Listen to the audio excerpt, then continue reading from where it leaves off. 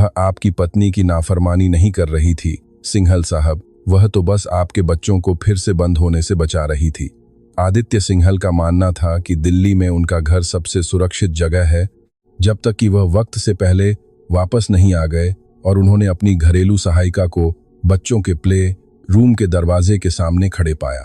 कैमरे के सामने खुद को एक आदर्श पत्नी दिखाने वाली शालिनी ने लक्ष्मी पर बच्चों को भड़काने और परिवार के रुतबे को चुनौती देने का आरोप लगाया।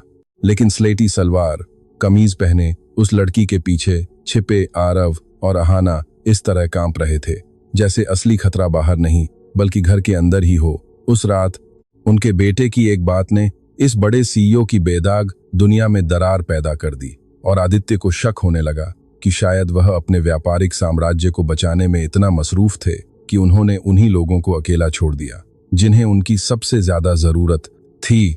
आदित्य सिंघल तय समय से 3 घंटे पहले सैनिक फार्म्स वाले अपने शानदार विला में वापस लौट आए। उनका सूटकेस अभी भी गाड़ी में ही था और सिंगापुर की एक रद्द हुई मीटिंग की खींच उनके दिमाग में घूम रही थी। पूरा घर उसी खामोश परफेक्शन के साथ रोशन था जिसकी शालिनी हमेशा मांग करती थी। चमकता हुआ संगमरमर, ऊंचे गुलदस्तों में सजे सफेद फूल, किसी अदृश्य कोने से गूंजता धीमा संगीत और अदब के साथ साये की तरह घूमते नौकर चाकर, ताकि एक सुखी और आदर्श परिवार की इस तस्वीर में कोई खलल न पड़े।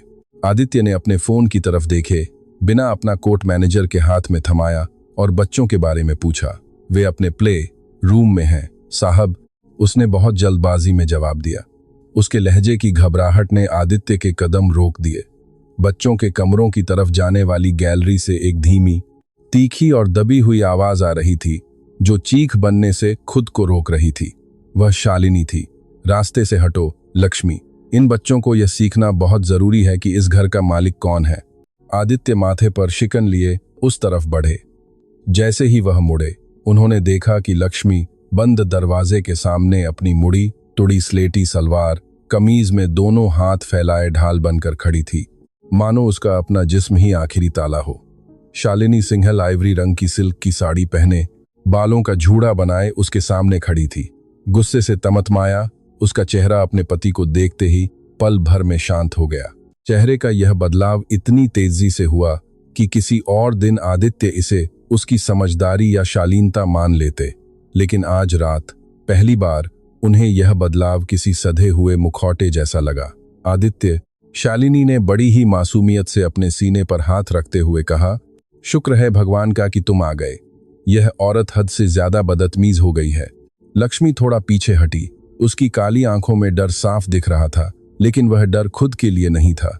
आदित्य ने यह बात थोड़ी देर से भांपी। आखिर चल क्या रहा है यहाँ? उन्होंने उसी रौबदार और सख्त आवाज में पूछा जो चीजों को काबू में रखने की आदी थी। शालिनी ने लक्ष्मी की तरफ इशारा किया। इसने बच्चों के दिमाग में जहर भर दिया है। यह मुझे उनके कमरे के अंदर भी नहीं जाने दे रही है। यह कहती है कि मेरी वजह से वे घबरे जाते हैं मुझसे, जो उनकी माँ हूं। लक्ष्मी ने बिना नजरें झुकाए कहा, आप उनकी माँ नहीं हैं। शालिनी का चेहरा गुस्से से पीला पड़ गया। देखा तुमने, यही इस लहजे में बात करती है। इस तरह यह मेरे ही घर में मेरे रुतबे को ठेस पहुंचाती है। आदित्य ने उस घरेलू सहायिका की तरफ देखा। लक्ष्मी, दरवाजे से हटो। किसी भी आम नौकर के लिए यह हुक्म काफी होता, पर उसके लिए नहीं। लक्ष्मी ने लकड़ी के दरवाजे पर अपनी उंगलियों की पकड़ और मजबूत कर ली और जवाब दिया, नहीं, जब तक वे इनके कमरे में कदम रखते ही कांपना बंद नहीं कर देते, मैं नहीं हटूंगी। गलियारे की हवा में एक अजीब सा तनाव फैल गया। आदित्य को फौरन गुस्सा आ गया, सिर्फ इसलिए नहीं कि उसने बात टाली थी, बल्कि इसलिए क्योंकि उन शब्दों ने उनके दिल के उस कोने को छू लिया था जिसे वह कभी देखना नहीं चाहते थे। तुम मेरी पत्नी के बारे में बात कर रही हो और मैं आपके बच्चों के बारे में बात कर रही हूं। शालिनी ने एक फीकी और बनावटी हौंसी हौंस दी। यह सब बकवास है। बच्चे आजकल बहुत नाजुक हो रहे हैं आदित्य। जब से यह लड़की यहाँ काम पर आई है, वे हर बात का बतंगड़ बना देते हैं। आरव जदुबान लड़ाने लगा है, अहाना छोटी छोटी बातों पर रोने लगती है, और अब इसे लगता है कि इसे मुझे बाहर रखकर बच्चों को अंदर बंद करने का हक मिल गया है। आदित्य ने लक्ष्मी की तरफ एक कदम बढ़ाया। दरवाजा खोलो। लक्ष्मी ने थूक निगला। एक पल के लिए वह 27 साल की एक मामूली लड़की दिखने लगी जो इस आलीशान घर के सबसे रसूखदार इंसान के सामने अपनी नौकरी खोने की कगार पर खड़ी थी।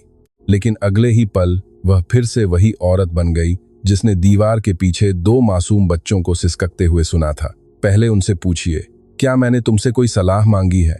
नहीं, इसीलिए तो हम यहाँ खड़े हैं। शालिनी ने अपनी आंखों पर हाथ रख लिया, मानो वह आंसू रोकने की कोशिश कर रही हो। यह पूरे स्टाफ के सामने सरेआम मेरा अपमान कर रही है। क्या तुम्हें दिखाई नहीं दे रहा? जब भी मैं उन्हें सुधारने की कोशिश करती हूँ, यह मुझे एक जालिम सौतेली माँ साबित करने पर उतारू हो जाती है। कल अहाना ने अंजलि की फोटो का फ्रेम तोड़ दिया और आरव मुझ पर चिल्लाने लगा। तुम क्या चाहती थी कि मैं क्या करूं? उनके लिए तालियां बजाऊं? अंजलि आदित्य की गुजर चुकी पहली पत्नी का नाम उस शांत गलियारे में कांच के किसी कीमती बर्तन की तरह टूटकर बिखरा। आदित्य के चेहरे के भाव सख्त हो गए। लक्ष्मी, दरवाजा खोलो। इस बार उस घरेलू सहायिका ने आधी बात मानी। उसने धीरे से कुंडी घुमाई, लेकिन चौखट से टस से मस नहीं हुई। उसके पीछे प्ले रूम में आरव सिंघल फर्श पर बैठा हुआ एक पुराना म्यूजिक बॉक्स सीने से चिपकाए था।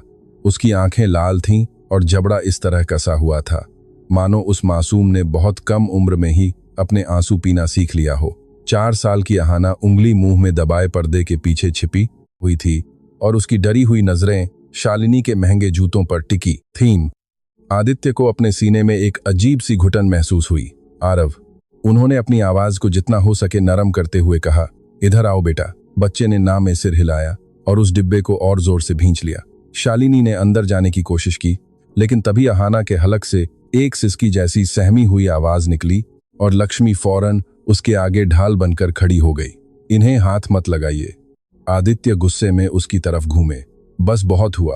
तभी आरव चीख पड़ा और उस चीख ने किसी भी बड़े के इल्जाम से कहीं ज्यादा गहरा जख्म दिया।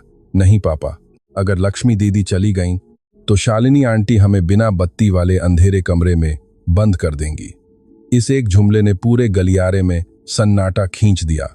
शालिनी का चेहरा बिल्कुल सफेद पड़ गया। आदित्य ने अपने बेटे को ऐसे देखा मानो वह कोई अनजानी भाषा बोल रहा हो। कौन सा कमरा? आरव ने तुरंत अपना सिर झुका लिया, जैसे उससे कोई बहुत बड़ी भूल हो गई हो। अहाना बिना किसी आवाज के रोने लगी। उसके कंधे बुरी तरह कांप रहे थे। इससे पहले कि यह खामोश सन्नाटा कोई सबूत बन जाता, शालिनी फौरन संभल कर बोली, यह सब इसका वहम है। मैंने तुम्हें पहले भी कहा था ना कि जब भी आरव को डांटा जाता है वह मनगढ़ंत कहानियां बनाने लगता है। वह कपड़ों वाली एक छोटी कोठरी है जहां वह कभी कभी खुद को शांत करने के लिए बैठ जाता है। बस इतनी सी बात है। लक्ष्मी ने इसे भूतिया कहानी जैसा बना दिया है। लक्ष्मी ने आदित्य की आंखों से अपनी नजरें नहीं हटाईं। वह कोई कपड़ों की कोठरी नहीं है। वह बिना खिड़की वाला नौकरों का एक छोटा सा दमघोटू स्टोर रूम है और वे वहां खुद को शांत करने के लिए नहीं बैठते। उन्हें वहां चुप रहना सिखाने के लिए जबरन बंद किया जाता है। आदित्य इस बात पर यकीन नहीं करना चाहते थे। यह पहला सच था जिसने उन्हें गहरे बात की आत्मग्लानि और शर्म से भर दिया। शालिनी का झूठ बोलना या लक्ष्मी का इल्जाम लगाना उतनी बड़ी बात नहीं थी। बड़ी बात यह थी कि वह खुद इस पर यकीन नहीं करना चाहते थे, क्योंकि इस पर यकीन करने का मतलब था यह मानना कि वे एक ऐसे इंसान के साथ खाते, पीते, सोते और रहते आए हैं जिसके अंदर इतनी बेरहमी छिपी थी और वे उसे देख तक नहीं पाए। क्या तुम्हारे पास कोई सबूत है? उन्होंने बेहद ठंडे लहजे में पूछा। लक्ष्मी ने पलकें झपकाईं। मेरे पास एक डायरी है। शालिनी ने हैरान होते हुए एक कड़वी हंसी हौंस दी। अरे वाह, डायरी! यह काम वाली अब मेरे घर की जासूसी का ब्यौरा रखती है। देखा तुमने? यह पागल हो चुकी है। लक्ष्मी ने अपने एप्रन की जेब में हाथ डाला और कोनों से फटी पुरानी एक छोटी सी डायरी बाहर निकाली। उसने अभी उसे खोला नहीं था। उसमें तारीखें, समय, बातें और बच्चों के बर्ताव का पूरा हिसाब दर्ज था। किसी को डराने या ब्लैकमेल करने के लिए नहीं, बल्कि इसलिए कि जब कोई आखिरकार सच पूछे तो उसे सब कुछ ठीक ठीक याद रहे। आदित्य ने उस डायरी को ऐसे देखा मानो वह कोई अनहोनी चीज हो। तुमने मुझे यह सब पहले क्यों नहीं बताया? लक्ष्मी ने एक गहरी सांस ली। क्योंकि आपके पास कभी ठहरकर सुनने की फुर्सत ही नहीं थी। वह बात कायदे से अदब के खिलाफ थी, लेकिन वह एक कड़वा सच भी थी। आदित्य को उस चोट से इस बात का एहसास हुआ जो उनके दिल को लगी थी। शालिनी उनके करीब आई और उसने अपनी आवाज को धीमा करते हुए उसी अपनेपन और मिठास के साथ कहा जो वह हमेशा उनके स्वाभिमान और ग्लानि के बीच ढाल बनाने के लिए इस्तेमाल करती थी। आदित्य, प्लीज, तुम बहुत थक चुके हो। तुम इतने लंबे और थका देने वाले सफर से लौटे हो और यहाँ आते ही तुम्हें यह सब ड्रामा देखना पड़ रहा है। यह लड़की बच्चों के बहुत ज्यादा करीब आने की कोशिश कर रही है। यह उन्हें अंजलि के गाए पुराने गीत सुनाती है, उन्हें पुरानी चीजों के साथ सोने देती है। यह उनसे कहती है कि अगर उन्हें डर लगे तो उन्हें मेरी बात मानने की कोई जरूरत नहीं है। भला यह भी कोई परवरिश का तरीका है? आरव फर्श पर बैठे बैठे बुदबुदाया। जब घर का माहौल खराब होता है तब लक्ष्मी दीदी हम पर चिल्लाती नहीं है। आदित्य ने अपने बेटे की तरफ देखा। इसका क्या मतलब है बेटा? बच्चे ने उस म्यूजिक बॉक्स को अपने सीने से और कसकर चिपका लिया और कोई जवाब नहीं दिया। पर्दे के पीछे छिपी अहाना ने अपना चेहरा थोड़ा बाहर निकाला और फुसफुसाई, लक्ष्मी दीदी, एक बत्ती जलती रहने देना। शालिनी ने बेसब्री से अपनी आंखें बंद कर लीं। ये बच्चे हैं आदित्य, दूसरों की बातें दोहरा रहे हैं। तुम तो जानते ही हो कि जब से अंजलि गुजरी है ये दोनों कितने परेशान रहते हैं। अंजलि दीदी का नाम मत लीजिए, लक्ष्मी ने पहली बार खुले तौर पर गुस्से में आकर कहा। अपने बच्चों के कांपने की वजह को छिपाने के लिए एक मरी हुई मां के नाम का सहारा मत लीजिए। वह कोई शारीरिक थप्पड़ नहीं था, लेकिन शालिनी को चोट उतनी ही गहरी लगी। वह अपना हाथ उठाकर लक्ष्मी की तरफ बढ़ी, मारने के इरादे से नहीं पर अपनी धौंस दिखाने के लिए। इससे पहले कि उसका हाथ आगे बढ़ता, आदित्य ने उसकी कलाई पकड़ ली। वे तीनों वहीं सन्न रह गए। शालिनी ने अपने पति के हाथ को देखा जिसने उसकी कलाई को इस तरह जकड़ रखा था, मानो उसे यकीन ही न हो रहा हो कि उसके स्वाभिमान से ज्यादा एक नौकरानी के वजूद को हिफाजत की जरूरत थी। तो अब तुम इसका पक्ष ले रहे हो? आदित्य ने धीरे से उसकी कलाई छोड़ दी। मैं बस यह समझने की कोशिश कर रहा हूं कि जब तुम कमरे में आती हो तो मेरी बेटी पर्दे के पीछे क्यों छिप जाती है? शालिनी ने कुछ कहने के लिए मुंह खोला पर उसे कोई सही लफ्ज नहीं सूझा। लक्ष्मी ने उस पल का फायदा उठाया और अहाना के पास घुटनों के बल बैठकर बेहद धीमी आवाज में बोली, मैं यही हूं मेरी गुड़िया, अब कोई तुम्हें कुछ नहीं कहेगा। बच्ची पर्दे के पीछे से थोड़ा बाहर आई और लक्ष्मी के गले से लिपट गई।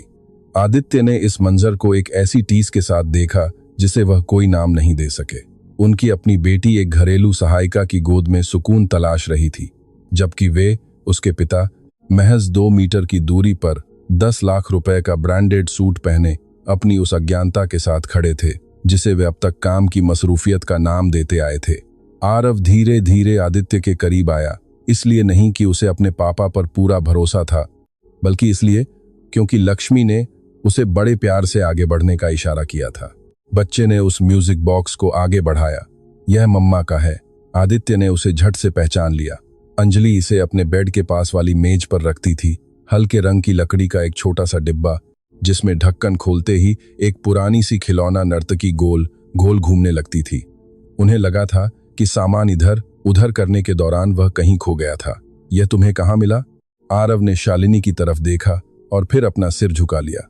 लक्ष्मी ने उसकी तरफ से जवाब दिया, नीले कमरे में रखे उस पुराने संदूक में जिसे कबाड़खाने में फेंकने के लिए निकाला गया था। शालिनी ने किसी तरह अपनी आवाज बटोरी, हम पुरानी यादों और भूतों के साए में अपनी जिंदगी नहीं बिता सकते। आदित्य ने उस डिब्बे को खोला। उसमें से सालों पुरानी टूटी, बिखरी और बेहद सुरीली धुन गूंज उठी।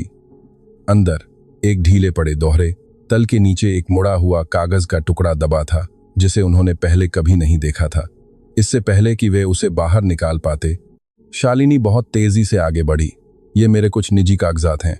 नहीं, अब देव ने उसे देखा। वह जल्दबाजी कोई फिक्र नहीं बल्कि डर लग रही थी। घर लौटने के बाद पहली बार उसने अपनी पत्नी से यह नहीं पूछा कि उसे क्या सोचना चाहिए। उसने वह कागज निकाला और अपने कोट की अंदरूनी जेब में रख लिया। विद्या ने उसका यह इशारा देखा और समझ गई कि आज की रात उसके हाथ से फिसल रही है। उसने अपनी चाल बदल दी। उसकी आंखों में चमकीले, बिल्कुल बनावटी आंसू भर आए। मुझे बहुत दर्द होता है जब तुम मुझे इस तरह देखते हो। मैंने उन बच्चों के लिए मां बनने की कोशिश की है जो हर रोज मुझे दुत्कारते हैं। मैंने एक मरी हुई औरत से अपनी तुलना सहन की है, उनके नखरे, उनका अनादर और उन नौकरों को झेला है जो मुझे चुनौती देते हैं। और अब तुम आते हो और अपनी पत्नी से ज्यादा एक नौकरानी की बात सुनते हो। देव ने काफी देर तक उसे देखा। पत्नी शब्द अब पहले जैसा नहीं लग रहा था। लक्ष्मी ने मुझसे यह नहीं कहा कि मैं उसकी बात पर यकीन करूं। उसने मुझसे बस इतना कहा कि मैं अपने बच्चों से पूछूं, क्योंकि उसने उन्हें तैयार किया है। तो फिर मैं उनसे अकेले में बात करूंगा। आपके बिना। विद्या बिल्कुल सुन्न रह गई। क्या? गला सा करने की आवाज। देव पीछे खड़े राम सिंह की तरफ मुड़ा, जो असमंजस में खड़ा समझ नहीं पा रहा था कि किधर देखे। श्रीमती विद्या को बैठक में ले जाओ। जब तक मैं इजाजत न दूं, कोई भी बच्चों के हिस्से में दाखिल नहीं होगा। विद्या एक कदम पीछे हट गई। उसे यकीन नहीं हो रहा था। तुम मुझे मेरे ही घर में कैद नहीं कर सकते। देव ने ऐसे शांत स्वर में जवाब दिया जिसने पूरे गलियारे को सर्द कर दिया। अगर मेरे बच्चे यहाँ सुरक्षित महसूस नहीं करते तो यह आपका घर नहीं है। जब विद्या वहां से चली गई तो उसकी खुशबू हवा में किसी खूबसूरत धमकी की तरह तैरती रह गई। देव आखिरकार बच्चों के खेलने वाले कमरे में गया और कबीर और आराध्या के सामने घुटनों के बल बैठ गया। उसे याद भी नहीं था कि आखिरी बार वह कब उनके सामने बिना किसी जल्दबाजी के, बिना किसी फोन कॉल की चिंता के और बिना अपनी ममता और प्यार को किसी और पर छोड़े इस तरह बैठा था। मैं गुस्सा नहीं करूंगा, उसने कहा, और यह बात खुद उसे भी बहुत खोखली लगी। कबीर ने उसे शक भरी निगाहों से देखा।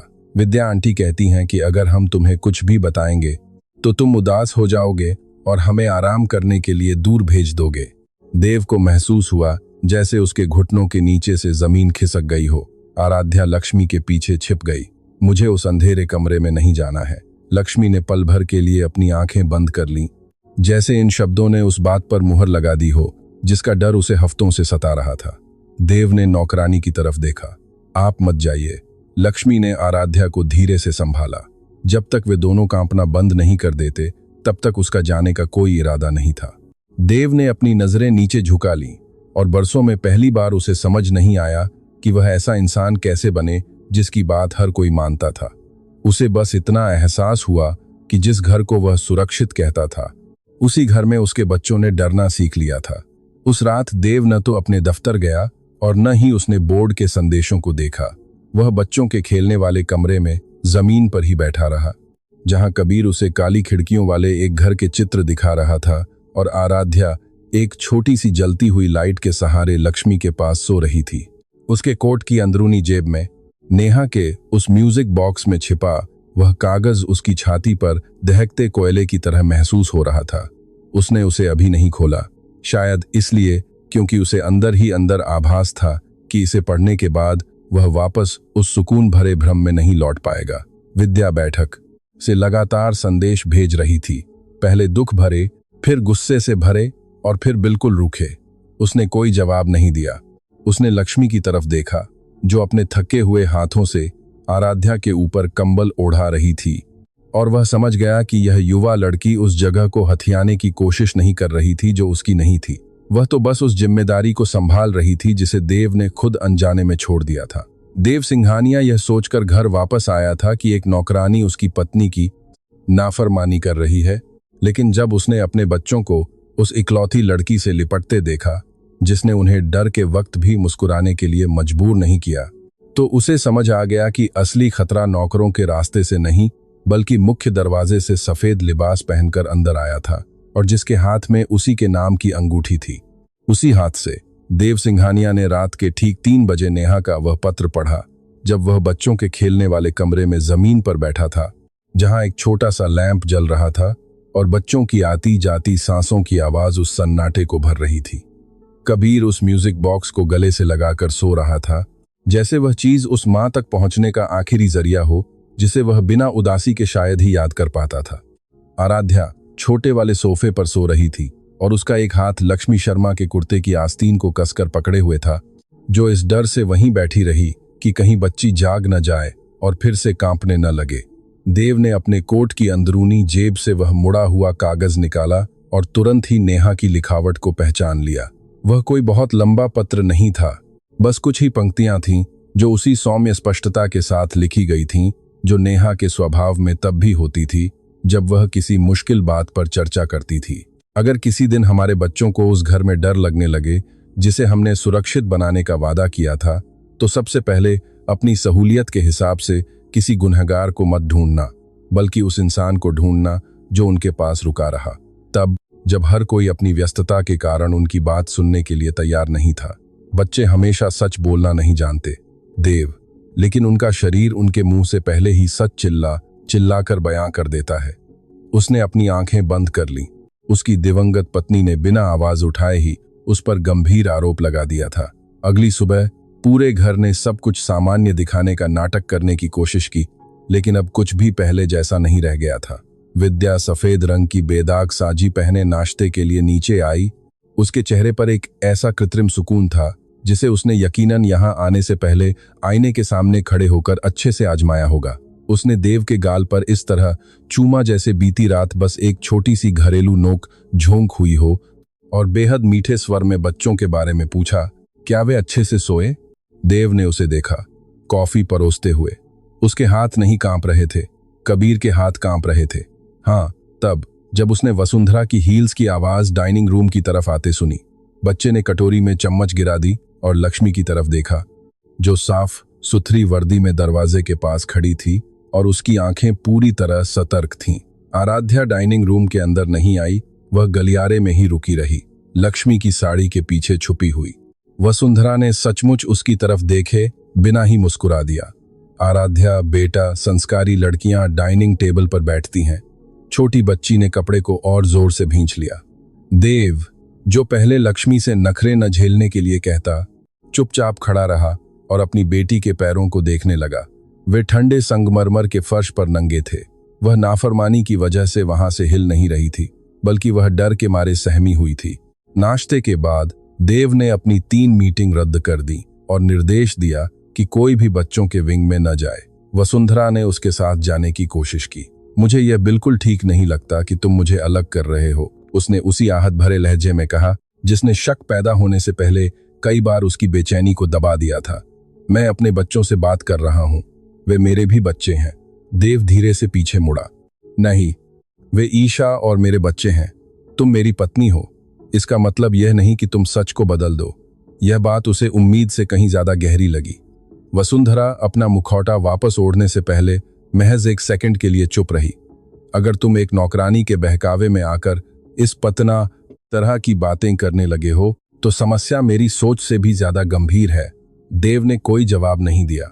वह प्लेरूम में दाखिल हुआ, जहां लक्ष्मी ने सफेद कागज, रंगीन पेंसिलें और बिस्कुट का एक छोटा डिब्बा फैला रखा था। कबीर जमीन पर बैठा था। आराध्या एक छोटी मेज के पास से देख रही थी। लक्ष्मी ने उनसे बात करने के लिए नहीं कहा, बल्कि उसने उनसे घर का चित्र बनाने को कहा। देव ने सोचा कि जिस बड़ी अनहोनी का उसे डर सता रहा था, उसके सामने यह तरीका बेहद मामूली था। फिर उसने कबीर का पहला चित्र देखा, एक बहुत बड़ा घर जिसमें सिर्फ एक ही कमरा था, जो पूरी तरह काले रंग से रंगा हुआ था। यह कौन सा कमरा है? देव ने पूछा, अपनी आवाज को टूटने से बचाते हुए। कबीर ने पेंसिल को इतनी जोर से दबाया कि वह टूटने ही वाली थी। सोचने वाला कमरा। लक्ष्मी ने एक पल के लिए अपनी आंखें बंद कर लीं। वसुंधरा इसे इसी नाम से बुलाती है। आराध्या ने मेज के नीचे से अपना सिर निकाला और फुसफुसाई, सोचने वाले कमरे में रोया नहीं जाता। देव ने महसूस किया कि उसकी रीढ़ में एक ठंडी सिहरन दौड़ गई है। यह किसने कहा? आराध्या ने कोई जवाब नहीं दिया। कबीर ने 5 साल के बच्चे के लिहाज से अजीब गंभीरता के साथ उसकी तरफ से जवाब दिया, अगर तुम रोओगे तो और ज्यादा वक्त लगेगा। देव खड़ा हो गया। बैठे बैठे उसका दम घुटने लगा था। वह खिड़की की तरफ बढ़ा और चौखट पर अपना हाथ टिका दिया। उसने इस घर को बुलेट प्रूफ शीशों, सेंसरों, बाहरी सुरक्षा घेरे और बायोमेट्रिक लॉक के साथ बनवाया था। उसने मुंबई में सबसे सुरक्षित और गुप्त सुरक्षा प्रणाली तैयार करने के लिए विशेषज्ञों को काम पर रखा था, लेकिन उनमें से कोई भी उसके बच्चों को उनके अपने ही घर के भीतर एक बंद दरवाजे से नहीं बचा पाया था। कितनी बार उसने लक्ष्मी की तरफ देखे बिना पूछा। उसने अपनी डायरी खोली। पिछले 2 महीनों में 17 बार दर्ज किया गया है। शक इससे भी ज्यादा का है। वह संख्या हवा में उसके पिता होने के वजूद पर एक सज्जा की तरह लटक गई। देव ने एकांत में वह डायरी देखने के लिए कहा। लक्ष्मी उसे बच्चों के विंग के छोटे से पुस्तकालय में ले गई, जहां ईशा ने कहानियों की किताबें, तस्वीरें और लकड़ी के खिलौने रखे थे, जिन्हें वसुंधरा वहां से हटवाना चाहती थी क्योंकि उनसे माहौल उदास होता था। लक्ष्मी की डायरी कोई भावनाओं से भरी डायरी नहीं थी, बल्कि वह एक सटीक ब्यौरा थी। तारीख, समय, वसुंधरा द्वारा बताई गई वजह, कबीर की प्रतिक्रिया, आराध्या की प्रतिक्रिया, अनुमानित समय, बाद में किया गया बीच बचाव। देव ने एक प्रविष्टि पढ़ी। मंगलवार शाम 6:40। शाम के नाश्ते के समय आराध्या से उसका जूस गिर जाता है। वसुंधरा कहती है, लापरवाह लड़कियों से बड़े लोग थक जाते हैं और उन्हें प्यार करना बंद कर देते हैं। आराध्या पूरी शाम गुमसुम बैठी रहती है। एक और रविवार दोपहर 2:10 कबीर अपनी माँ के बारे में पूछता है। वसुंधरा जवाब देती है, जब तुम लोग अपनी माँ के बारे में बात नहीं करते तो तुम्हारे पापा को कम तकलीफ होती है। कबीर म्यूजिक बॉक्स को बिस्तर के नीचे छुपा देता है। देव ने डायरी को बहुत जोर से बंद कर दिया। तुमने मुझे यह सब पहले क्यों नहीं बताया? लक्ष्मी ने बिना सिर झुकाए उसकी तरफ देखा, क्योंकि आपके पास कभी सुनने का सब्र ही नहीं था।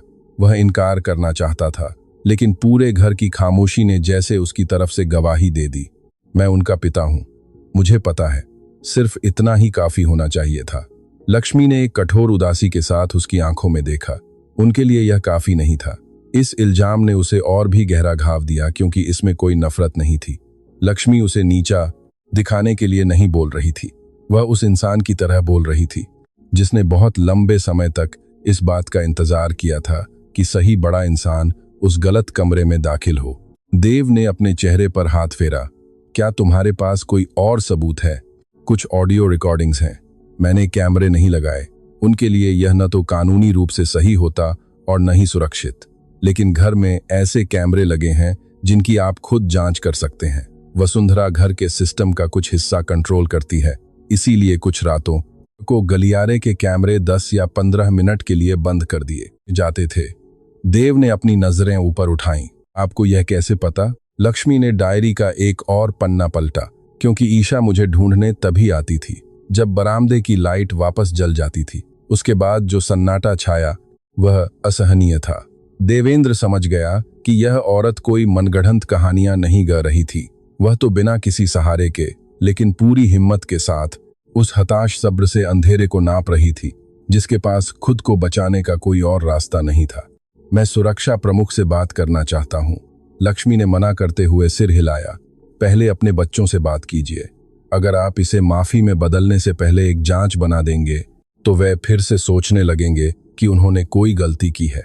शालिनी ने प्रतिक्रिया देने में देर नहीं की। दोपहर तक उसने अपने द्वारा बुलाई गई बाल मनोवैज्ञानिक, देव की बड़ी बहन मीरा और उस पारिवारिक वकील को बुला लिया जिसने उनकी शादी के कागजात संभाले थे। जब देव लिविंग रूम में दाखिल हुआ तो वे तीनों ऐसे बैठे थे जैसे कोई खामोश अदालत सजी हो, और शालिनी अपने हाथों में एक सफेद रुमाल दबाए बीच में बैठी थी। मुझे लक्ष्मी की चिंता है, उसने कहा। अपने लिए नहीं, बच्चों के लिए। देव ने मनोवैज्ञानिक की तरफ देखा। क्या आपने आरव और अनन्या से अकेले में बात की है? महिला हिचकिचाई। श्रीमती शालिनी आमतौर पर उनकी मदद के लिए वहां मौजूद रहती हैं ताकि वे खुलकर अपनी बात कह सकें। तो इसका मतलब आपने उनसे अकेले में बात नहीं की? शालिनी ने दुखी और कोमल आवाज में बीच में टोकते हुए कहा। देव, लक्ष्मी उन्हें खुद पर निर्भर बना रही है। वह उन्हें प्रिया के गाए हुए गीत सुनाती है, उन्हें दुख से जुड़ी पुरानी चीजों के साथ सोने देती है। वह मेरे नियमों के खिलाफ जाती है और अब तुम्हें इस बात पर यकीन दिला रही है कि मैं उनके लिए खतरनाक हूं। मीरा ने हमेशा की तरह व्यावहारिक रुख अपनाते हुए कहा। इस तरह के बड़े घर में एक काम करने वाली का प्रभाव पत्नी से ज्यादा नहीं हो सकता। देव ने उसकी तरफ देखा। शायद यही तो समस्या है। हम यहाँ प्रभाव की बात कर रहे हैं जबकि हमें डर के बारे में बात करनी चाहिए। शालिनी ने रुमाल को और कसकर भींच लिया। तुम उसी के शब्दों को दोहरा रहे हो। नहीं, मैं अपने बेटे के शब्दों को दोहरा रहा हूं। वकील ने अपना गला साफ किया। मिस्टर सिंघल, शिमला के एक विशेष बोर्डिंग स्कूल में कुछ समय के लिए बच्चों को भेजने की सिफारिश करने वाली एक फाइल तैयार की जा रही है। वह एक बेहतरीन और बेहद निजी संस्थान है जो उन बच्चों की देखभाल में माहिर है जो किसी गहरे सदमे से गुजर रहे हैं।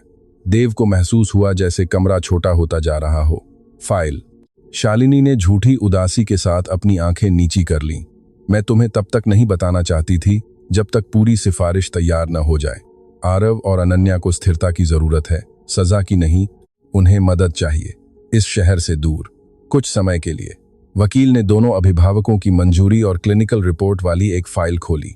कुछ समय के लिए उनकी थेरेपी और सुरक्षा के लिए उन्हें बाहर भेजा जा सकता है। लक्ष्मी, जो दरवाजे के पास खड़ी थी, एक कदम आगे बढ़ी। उन्हें कहीं दूर भेजने की जरूरत नहीं है। जरूरत इस बात की है कि उन्हें डराना बंद किया जाए। शालिनी उठ खड़ी हुई। देखा तुमने, यह अब कानूनी बैठकों में भी दखल देने लगी है। देव ने वकील से फाइल ली और उसके शुरुआती पन्ने पलटने लगा। वहां हस्ताक्षर वाली जगह पर उसका नाम अभी खाली था। शालिनी के दस्तखत कई शुरुआती मंजूरी वाले कागजातों पर पहले से ही मौजूद थे। उसने बच्चों की पढ़ाई और उनके कल्याण के लिए बने फंड के नियंत्रण का जिक्र भी देखा। फंड? उसने पूछा। शालिनी आगे बढ़ी। बच्चों के लिए तय किए गए संसाधन हैं, कुछ खास नहीं है। देव ने फाइल बंद कर दी। अगर कुछ खास नहीं था तो तुमने मुझे क्यों नहीं बताया? कमरे की हवा में तनाव बढ़ गया। शालिनी अब कोई दुखी पत्नी नहीं लग रही थी, बल्कि वह एक ऐसी योजनाकार की तरह दिख रही थी जिसकी चोरी समय से पहले पकड़ी गई हो। क्योंकि जब भी मैं तुमसे मुश्किल फैसलों के बारे में बात करने की कोशिश करती हूँ, तुम अपनी कंपनी के काम में छिप जाते हो। मैं यहाँ रही हूँ देव।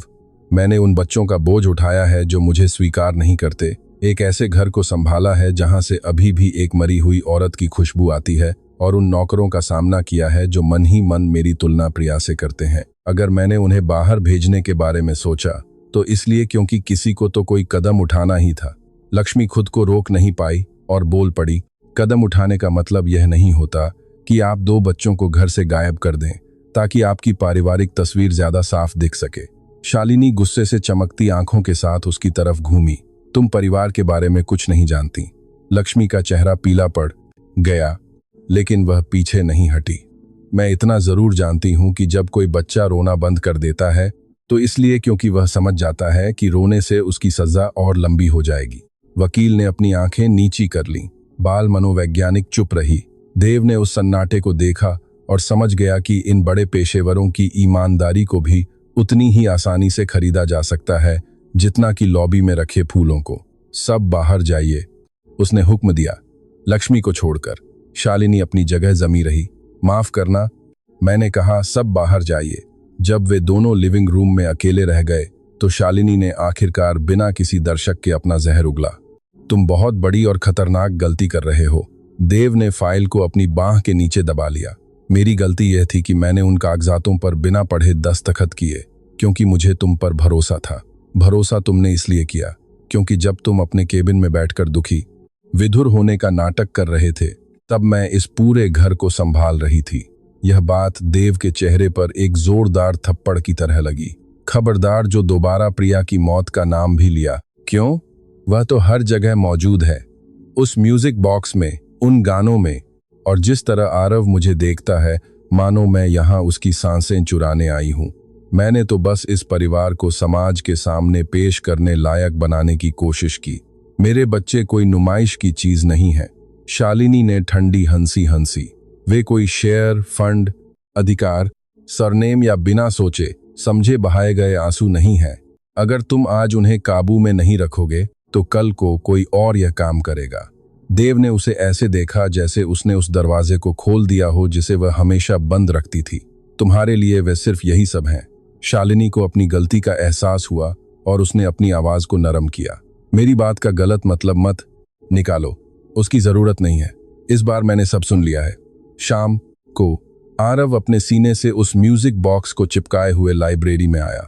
लक्ष्मी उसके साथ थी, लेकिन वह चौखट पर ही रुक गई ताकि बच्चे पर कोई दबाव न बने। पापा, बच्चे ने कहा। देव ने तुरंत अपना लैपटॉप बंद कर दिया। इस छोटे लेकिन देर से किए गए इशारे ने आरव को हैरान कर दिया। मैं सुन रहा हूं बेटा। बच्चे ने बॉक्स को मेज पर रख दिया। मम्मी इसमें अपनी चीजें छिपा कर रखती थीं। देव ने उसके गुप्त खाने को पिछली रात से भी ज्यादा सावधानी से खोला। उस खत के अलावा वहां नीले कपड़े में लिपटी एक बेहद छोटी USB पेन ड्राइव भी थी। लक्ष्मी ने माथे पर बल लाते हुए कहा, यह पहले तो यहां नहीं दिख रही थी। आरव ने हामी भरी। मम्मी कहती थीं कि अगर इस घर का माहौल खराब होने लगे तो यह धुन किसी अच्छे इंसान को सौंप देना। देव को लगा जैसे उसका दम घुट रहा हो। तुमसे किसने कहा कि घर का माहौल खराब होने लगा है? आरव ने पहले लक्ष्मी की तरफ देखा, फिर अपने पिता की तरफ। अनन्या ने सबसे पहले कहा था। जब शालिनी आंटी धीरे से बोलती हैं और बहुत जोर से मुस्कुराती हैं। देव ने USB को अपनी मुट्ठी में भींच लिया। उसे अभी नहीं पता था कि इसमें क्या है, लेकिन मन में एक गहरा विश्वास जगने लगा था। प्रिया ने पीछे सिर्फ यादें नहीं छोड़ी थीं, बल्कि अपने बच्चों की सुरक्षा की एक ढाल भी छोड़ गई थी, जिसे उसने ऐसी जगह छिपाया था जहां सिर्फ बच्चे और उन बच्चों की सुनने वाला ही पहुंच सकता था। देव ने उस USB को एक ऐसे कंप्यूटर से जोड़ा जिसका इंटरनेट से कोई संबंध नहीं था। उसके साथ एक भरोसेमंद तकनीशियन खड़ा था और कुछ ही दूरी पर लक्ष्मी मौजूद थी। उसमें प्रिया सिंघल के उस ट्रस्ट के दस्तावेज थे जो आरव और अनन्या के लिए बनाया गया था, जिसमें संपत्ति की सुरक्षा से जुड़ी शर्तें, बच्चों के बालिग होने पर उन्हें मिलने वाले विशेष शेयरों से जुड़ी बातें और एक साफ चेतावनी लिखी थी। अगर कोई भी अभिभावक बच्चों की मानसिक अस्थिरता का बहाना बनाकर उनके फंड पर पूरा नियंत्रण हासिल करने की कोशिश करता है तो उसकी निष्पक्ष जांच की जानी जरूरी होगी। उन फाइलों के बीच प्रिया का एक छोटा सा वीडियो था जिसे उसने अपनी मौत से कुछ महीने पहले रिकॉर्ड किया था। देव उसे देखने के लिए तैयार नहीं था, लेकिन आरव उसके पास बैठ गया और उसका हाथ थम लिया। स्क्रीन पर प्रिया थकी हुई सी मुस्कान के साथ दिख रही थी। अगर तुम यह देख रहे हो देव, तो इसका मतलब है कि शायद मैं जिंदा रहकर उनकी रक्षा नहीं कर पाई। उनके दुख को किसी और के फायदे के लिए एक दिमागी बीमारी का नाम मत देना। सबसे पहले उनकी बात सुनो जो इन्हें सुनते हैं। वीडियो खत्म हो गया। कमरे में सन्नाटा छा गया। लक्ष्मी ने अपने मुंह पर हाथ रख लिया। देव ने अपने बच्चों को कालीन पर खेलते हुए देखा, जो उन दस्तावेजों से पूरी तरह बेखबर थे जिन्हें बड़ों ने एक जंग का मैदान बना दिया था। पहली बार उसे समझ आया कि प्रिया की असली विरासत पैसा या शेयर नहीं थे, बल्कि वह उससे पूछा गया एक सवाल था कि क्या वह एक बड़ा बिजनेसमैन होने से पहले एक सच्चा पिता बन पाएगा। उस रात शालिनी ने डाइनिंग रूम में अकेले खाना खाया। देव ने आरव और अनन्या के साथ बच्चों के कमरे की छोटी मेज पर बैठकर खाना खाया, जहां लक्ष्मी उन्हें गर्मा गर्म सूप परोस रही थी और फिर वहां से पीछे हट गई ताकि वह उस जगह पर न रहे जो उसकी नहीं थी। अनन्या ने कहा कि वे दरवाजे को खुला छोड़ दें। आरव ने पूछा कि क्या कल भी उन्हें अंधेरे कमरे में बंद किया जाएगा। देव ने अपनी चम्मच रखी, खड़ा हुआ और सीधे स्विच बोर्ड के पास गया। उसने कॉरिडोर की सारी छोटी बत्तियां जला दी। अब कभी कोई अंधेरा कमरा नहीं होगा। आरव मुस्कुराया तो नहीं, लेकिन उसकी सांसों में एक राहत थी। अनन्या ने पूछा, तब भी जब शालिनी आंटी हमें बुरा कहें? देव उनके सामने घुटनों के बल बैठ गया। कोई भी तुमसे फिर कभी ऐसा नहीं कह पाएगा, क्योंकि मैं सच बताने के लिए हमेशा तुम्हारे साथ खड़ा रहूंगा। लक्ष्मी ने दरवाजे के पास खड़े होकर नम आंखों से यह सुना। इतना ही काफी नहीं था। देव यह बात अच्छी तरह जानता था। एक पिता का रिश्ता सिर्फ एक वाक्य से दोबारा नहीं सुधर जाता, लेकिन हफ्तों बाद पहली बार अपने बच्चों को बिना डरे चैन से खाना खाते देखकर वह समझ गया कि सच की शुरुआत प्रिया के बॉक्स को खोलने से नहीं हुई थी, बल्कि तब हुई थी जब एक घरेलू नौकरानी ने उस दरवाजे को बंद करने की हिम्मत दिखाई थी जिसे उसे डर के लिए कभी खुला नहीं छोड़ना चाहिए था। फोटोशूट की सुबह खिली हुई धूप के साथ आई, जो एक ऐसे घर के लिए बहुत ही अजीब थी जहां पिछले कई दिनों से खौफ का साया मंडरा रहा था। शालिनी ने लिविंग रूम के सारे पर्दे हटवाने, फूलों की जगह सफेद लिली के फूल लगवाने और प्रिया सिंघल की याद दिलाने वाली हर एक चीज को वहां से हटवाने का हुक्म दिया था। जाहिर है वह म्यूजिक बॉक्स वहां नहीं दिखना चाहिए था, न ही आरव के बनाए चित्र, और न ही वह छोटी सी लाइट जिसे अनन्या किसी ताबीज की तरह एक कमरे से दूसरे कमरे में अपने साथ ले जाने लगी थी। अखबारों और मीडिया के लिए इस प्रचार अभियान का नाम था सिंघल परिवार, समझदार तकनीक का मानवीय भविष्य, और यह देव के सबसे बड़े ड्रीम प्रोजेक्ट सिंघल 1 के ग्लोबल लॉन्च का एक हिस्सा था। शालिनी चाहती थी कि फोटोग्राफर एक बेहद साधारण लेकिन असरदार तस्वीर लें, एक कामयाब CEO, एक खूबसूरत और सलीकेदार पत्नी, दुख से उबर चुके बच्चे और एक आदर्श परिवार। देव काले रंग का सूट पहने लिविंग रूम के कोने से सब देख रहा था। उसके चेहरे पर एक ऐसी बेचैनी थी जिसे वह अब फोन के पीछे भी नहीं छिपा पा रहा था। पहले उसे यह सब बहुत जरूरी और काम का लगता था, लेकिन अब उसे सिर्फ फैले हुए तार, चमचमाती लाइट्स, मेकअप और नकली मुस्कानें ही दिखाई दे रही थीं। और इस सब के बीच उसके बच्चे दो खिलौनों की तरह लग रहे थे, जिन्हें ऐसी जगह बिठा दिया गया था जहां रहने के बारे में उनसे किसी ने उनकी मर्जी तक नहीं पूछी थी। आरव ने सफेद रंग की बहुत ही सख्त कॉलर वाली कमीज पहन रखी थी और वह बार बार अपने गले को सहला रहा था। अनन्या सोफे पर पैर सिकोड़कर बैठी थी और उसने शालिनी द्वारा चुने गए उस नीले फ्रॉक को अपने हाथों से कसकर पकड़ रखा था, क्योंकि वह नीला रंग उसकी उन उदास आंखों से मेल खाता था जो मीडिया को बहुत भावुक करती थीं। लक्ष्मी दरवाजे के पास खड़ी थी, दिखाने के लिए तो बच्चों की मदद करने के लिए, लेकिन असल में वह उनकी हर एक सांस पर नजर रख रही थी। शालिनी चेहरे पर एक प्यारी सी मुस्कान सजाकर अनन्या के पास गई, जबकि फोटोग्राफर अपना कैमरा सेट कर रहा था। मेरी प्यारी बच्ची, अपनी मम्मी के पास आओ। बच्ची अपनी जगह पर एकदम सुन्न खड़ी रही। देव ने ध्यान दिया कि अनन्या शालिनी के चेहरे को नहीं बल्कि उसके हाथों को देख रही थी। चलो भी अवनी, वंदना ने अपनी आवाज में जबरदस्ती मिठास लाते हुए जोर दिया। बस एक पल की तो बात है। गला साफ करने की आवाज। आरव अपनी बहन की तरफ झुका और इतनी धीरे से फुसफुसाया कि शायद ही कोई सुन पाता। मुस्कुराओ अवनी, वरना वो हमें दूर भेज देगी। लक्ष्मी ने यह सुन लिया था। देवराज ने भी सुना। ऐसा लगा जैसे किसी ने देवराज के अंदर के सारे दिए बुझा दिए हों। वंदना ने कैमरे के सामने बच्ची को गले लगाने के लिए हाथ बढ़ाए, लेकिन अवनी के गले से एक छोटी टूटी हुई सिसकी निकली और वह सिमटकर सोफे के कोने में दुबक गई। फोटोग्राफर ने असहज होकर अपना कैमरा नीचे कर लिया। वंदना के चेहरे पर वह मुस्कान बस एक पल के लिए और टिकी रही, फिर उसने तुरंत उसे एक नाटक भरी चिंता में बदल दिया। यह बहुत संवेदनशील है। जब से कुछ लोग उसे हर बात का बतंगड़ बनाने की छूट दे रहे हैं, उसे तो हर नियम ही अत्याचार लगता है। इससे पहले कि देवराज तय कर पाता कि उसे एक पिता के रूप में बीच बचाव करना चाहिए या उस रसूखदार आदमी के रूप में जिसे अपनी इज्जत और छवि के नुकसान का हिसाब लगाने की आदत थी, लक्ष्मी तेजी से कमरे के पार गई। वह अवनी के पास घुटनों के बल बैठ गई और खुद को बच्ची और वंदना के बीच ढाल बनाकर खड़ी हो गई। अगर इसका मन नहीं है तो इसे किसी को गले लगाने की जरूरत नहीं है। वंदना धीरे से तनी, तुम्हारी हिम्मत कैसे हुई? उसकी आवाज ने पूरे कमरे में सन्नाटा खींच दिया। एक नौकरानी कैमरे के सामने मेरे बच्चों को हाथ नहीं लगा सकती। लक्ष्मी ने अपनी आवाज नहीं उठाई। जब आप इन्हें सिर्फ इसलिए गले लगाती हैं ताकि कैमरा आपकी गलतियों को माफ कर दे, तब ये आपके बच्चे नहीं रह जाते।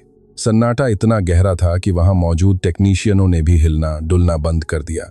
देवराज ने पहले लक्ष्मी को देखा, फिर वंदना को। सालों से वह ऐसी किसी घरेलू सहायिका को उसकी औकात याद दिलाते हुए डांट देता, लेकिन इस बार वह ऐसा नहीं कर सका, क्योंकि जैसे ही लक्ष्मी ने अवनी को अपने आंचल में छिपाया, बच्ची ने सिसकना बंद कर दिया था। यह सच्चाई इतनी साफ और मासूम थी कि इसे किसी चालबाजी में नहीं बदला जा सकता था।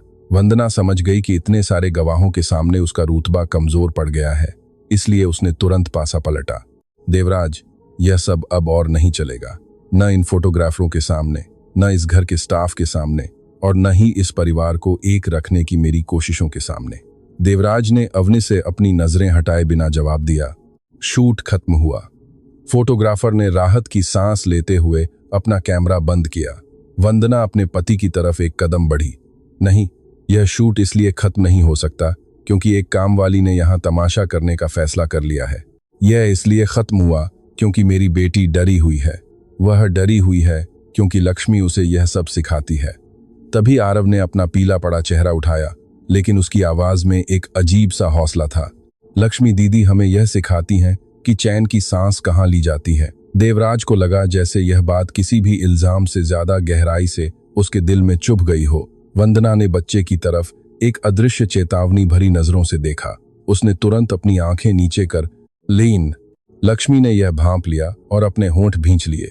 देवराज ने भी यह थोड़ा देर से देखा, लेकिन इतनी देर भी नहीं हुई थी कि वह अनदेखा कर देता। उसने कहा, सब बाहर जाओ अभी।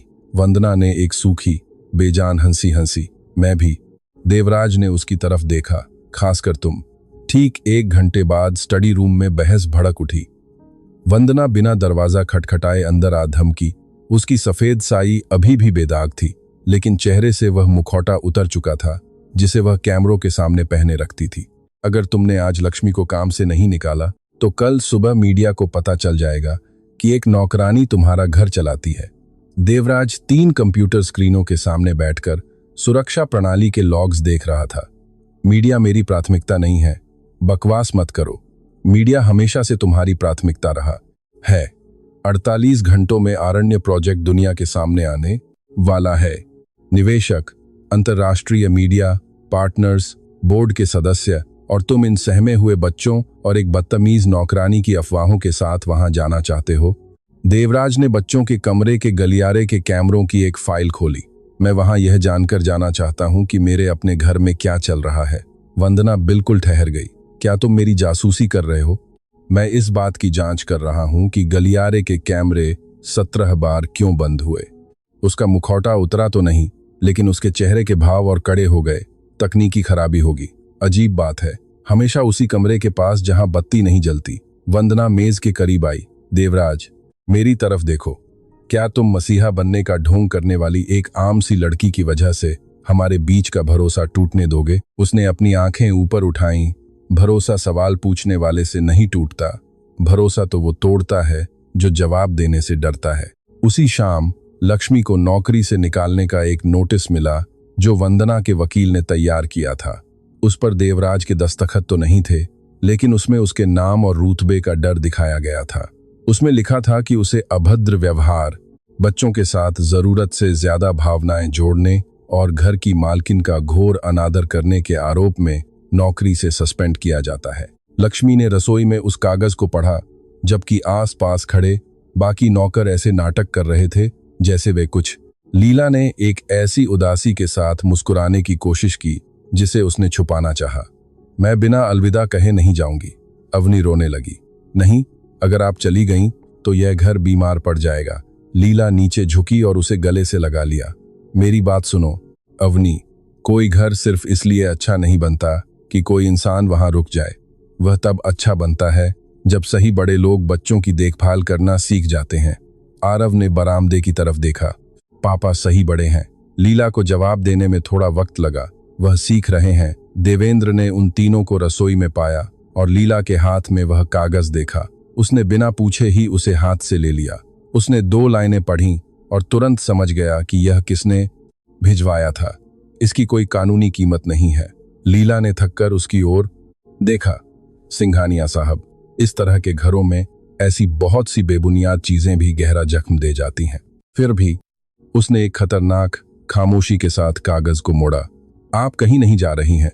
आप ऐसा इस तरह नहीं कह सकते जैसे मुझ पर कोई एहसान कर रहे हो। इस बात ने उसे वहीं रोक दिया। आरव और अवनी चुपचाप देख रहे थे। लीला ने अपनी आवाज धीमी की। मैं यहाँ आपकी पत्नी की जगह लेने नहीं आई थी। मैं तो यहाँ सिर्फ इसलिए आई थी ताकि आपके बच्चे डर को ही परवरिश का तरीका मानकर बड़े न हो। अगर मैं यहाँ रुकती हूँ तो इसलिए नहीं कि आप मेरी किसी ऐसी गलती को माफ कर रहे हैं जो मैंने कभी की ही नहीं, बल्कि इसलिए क्योंकि आप आखिरकार यह स्वीकार कर रहे हैं कि यहाँ कुछ ऐसा था जिसे आप देख नहीं पाए। देवेंद्र ने अपने बच्चों के सामने उसकी नजरों से नजरें मिलाईं। मैं स्वीकार करता हूँ। यह शब्द छोटा था, लेकिन इसने रसोई के माहौल को पूरी तरह बदल दिया। इसने सब कुछ ठीक नहीं किया, पर बदल जरूर दिया।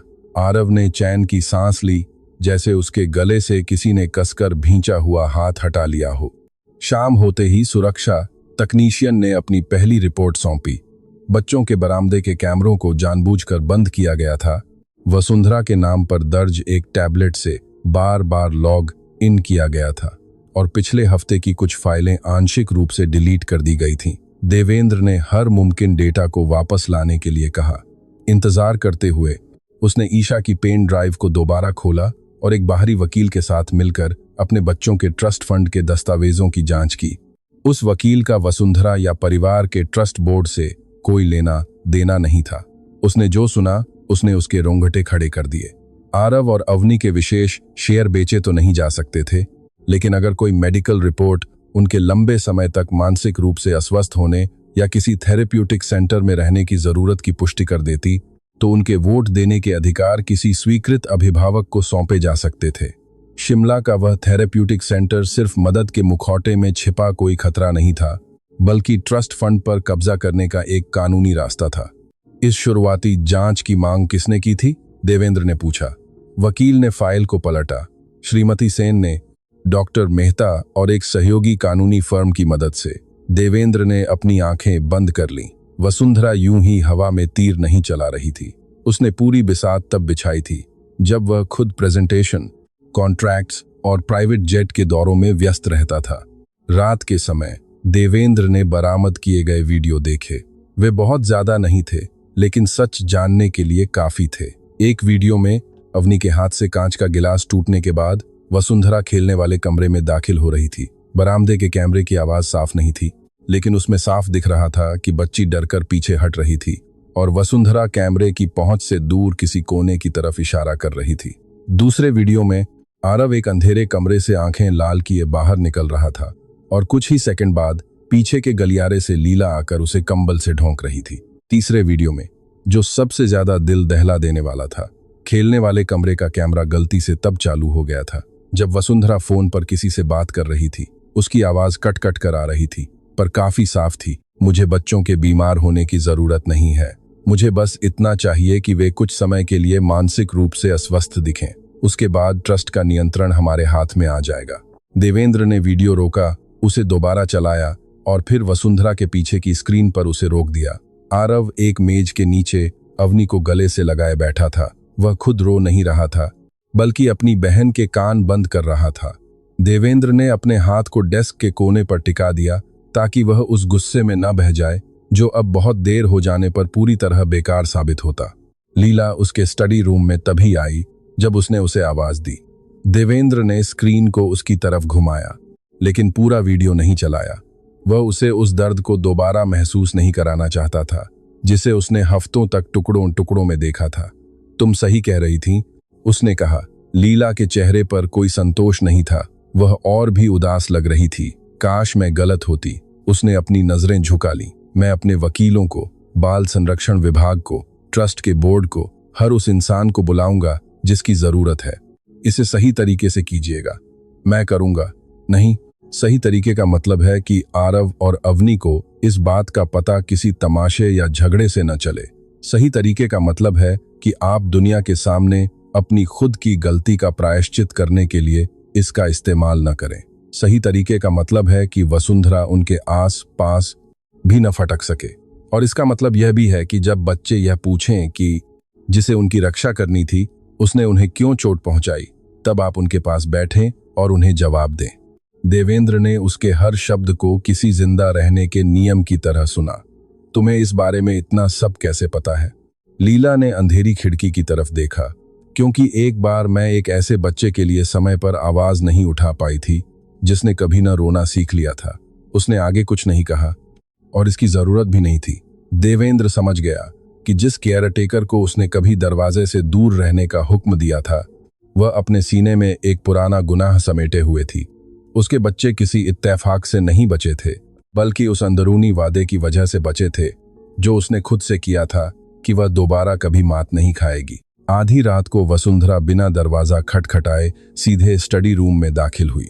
शायद किसी ने उसे रिपोर्ट के बारे में आगाह कर दिया था, या शायद अब यह घर उसकी खामोशी के आगे पहले की तरह घुटने नहीं टेक रहा था। उसने डेस्क के पास लीला को देखा, फिर स्क्रीन को देखा और फिर देवेंद्र के चेहरे के भावों को पढ़कर समझ गई कि यह घरेलू जंग अब किसी बहुत बड़े और खतरनाक मोड़ पर पहुंच चुकी है। वह यहाँ क्या कर रही है? देवेंद्र ने पूछा और पूजा की यादों वाली उस ड्राइव को एक तिजोरी में सुरक्षित रख दिया। वह कर रही है जो तुमने कभी नहीं किया, मेरे बच्चों की हिफाजत। वैशाली हंसी, लेकिन उसकी हंसी बीच में ही टूट गई। तुम्हारे बच्चे, हमेशा तुम्हारे बच्चे। मेरा भी कोई वजूद है देवेंद्र। मुझे भी इस घर की हर दीवार में एक मरी हुई औरत के साए के साथ जीना पा है, उन 2 बच्चों के साथ रहना पा है जो मुझे एक घुसपैठिया समझते थे, और एक ऐसे पति के साथ जो खुद को गुनहगार महसूस करने से बचने के लिए सूरज उगने से पहले ही घर से भाग जाता था। इनमें से कोई भी बात उन्हें कमरे में बंद करने को सही नहीं ठहराती। मैंने उन्हें बंद नहीं किया, बस सुधार रही थी। लता ने तब इतनी शांति से बात की जिसने वसुंधरा को और ज्यादा भड़का दिया।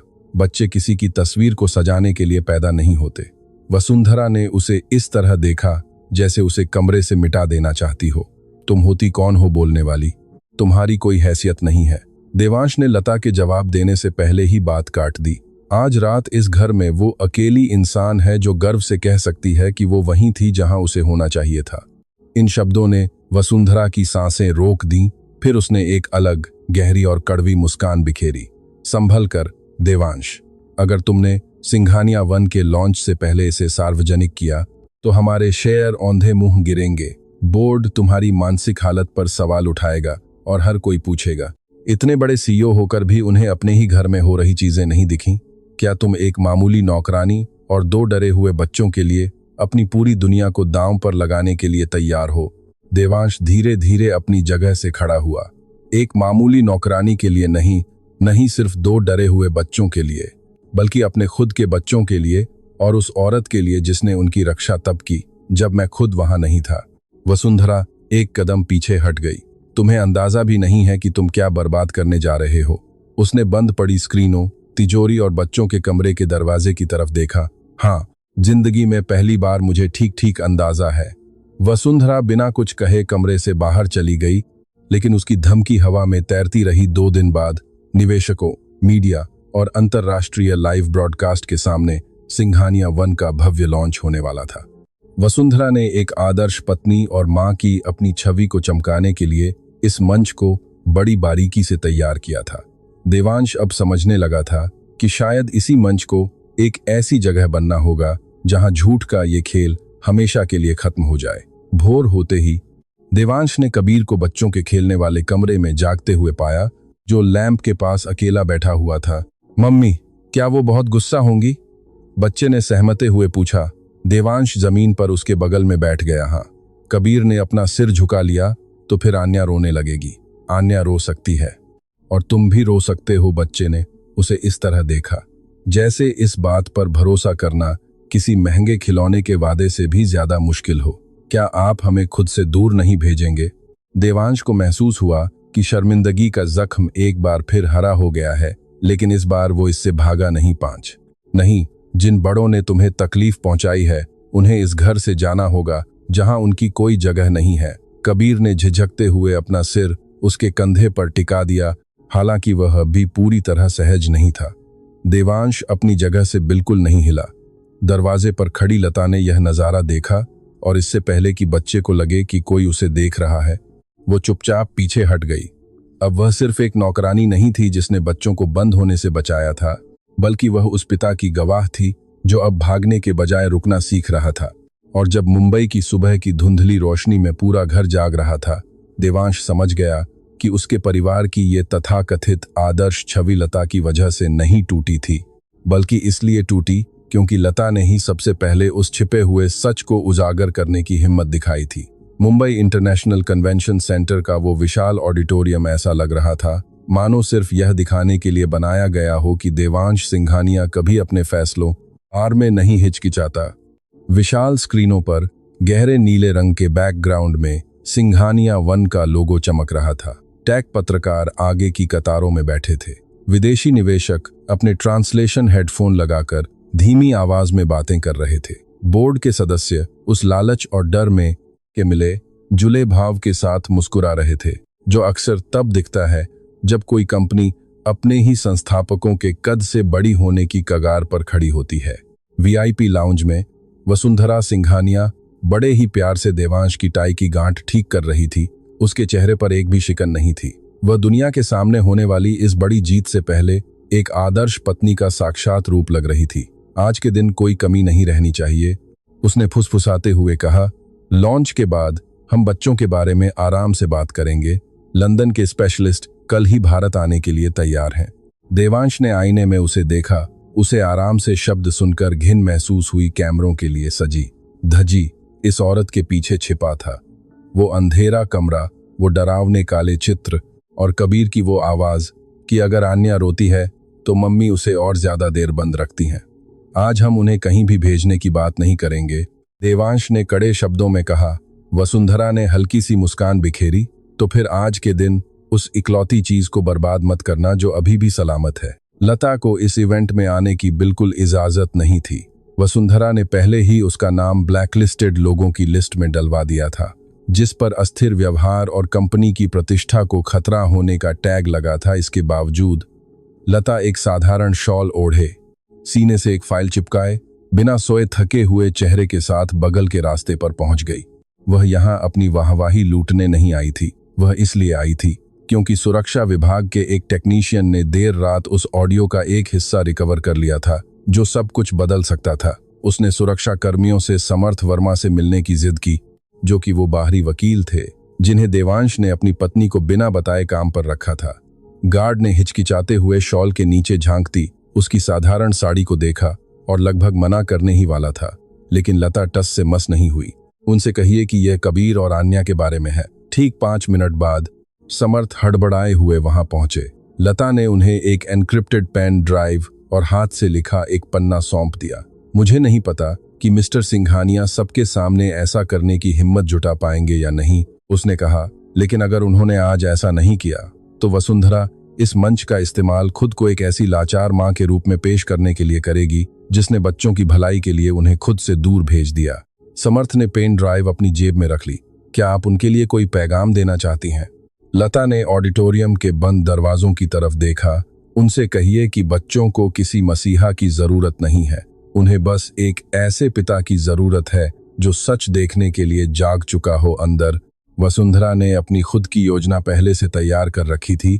तय स्क्रिप्ट के मुताबिक सिंघानिया 1 के प्रेजेंटेशन के बाद देवांश को अपने परिवार का शुक्रिया अदा करना था और फिर वसुंधरा को कुछ मिनटों के लिए मंच पर बुलाना था, जहां वह संवेदनशील तकनीक और बच्चों के मानसिक स्वास्थ्य के लिए सिंघानिया फाउंडेशन के कामों पर भाषण देने वाली थी।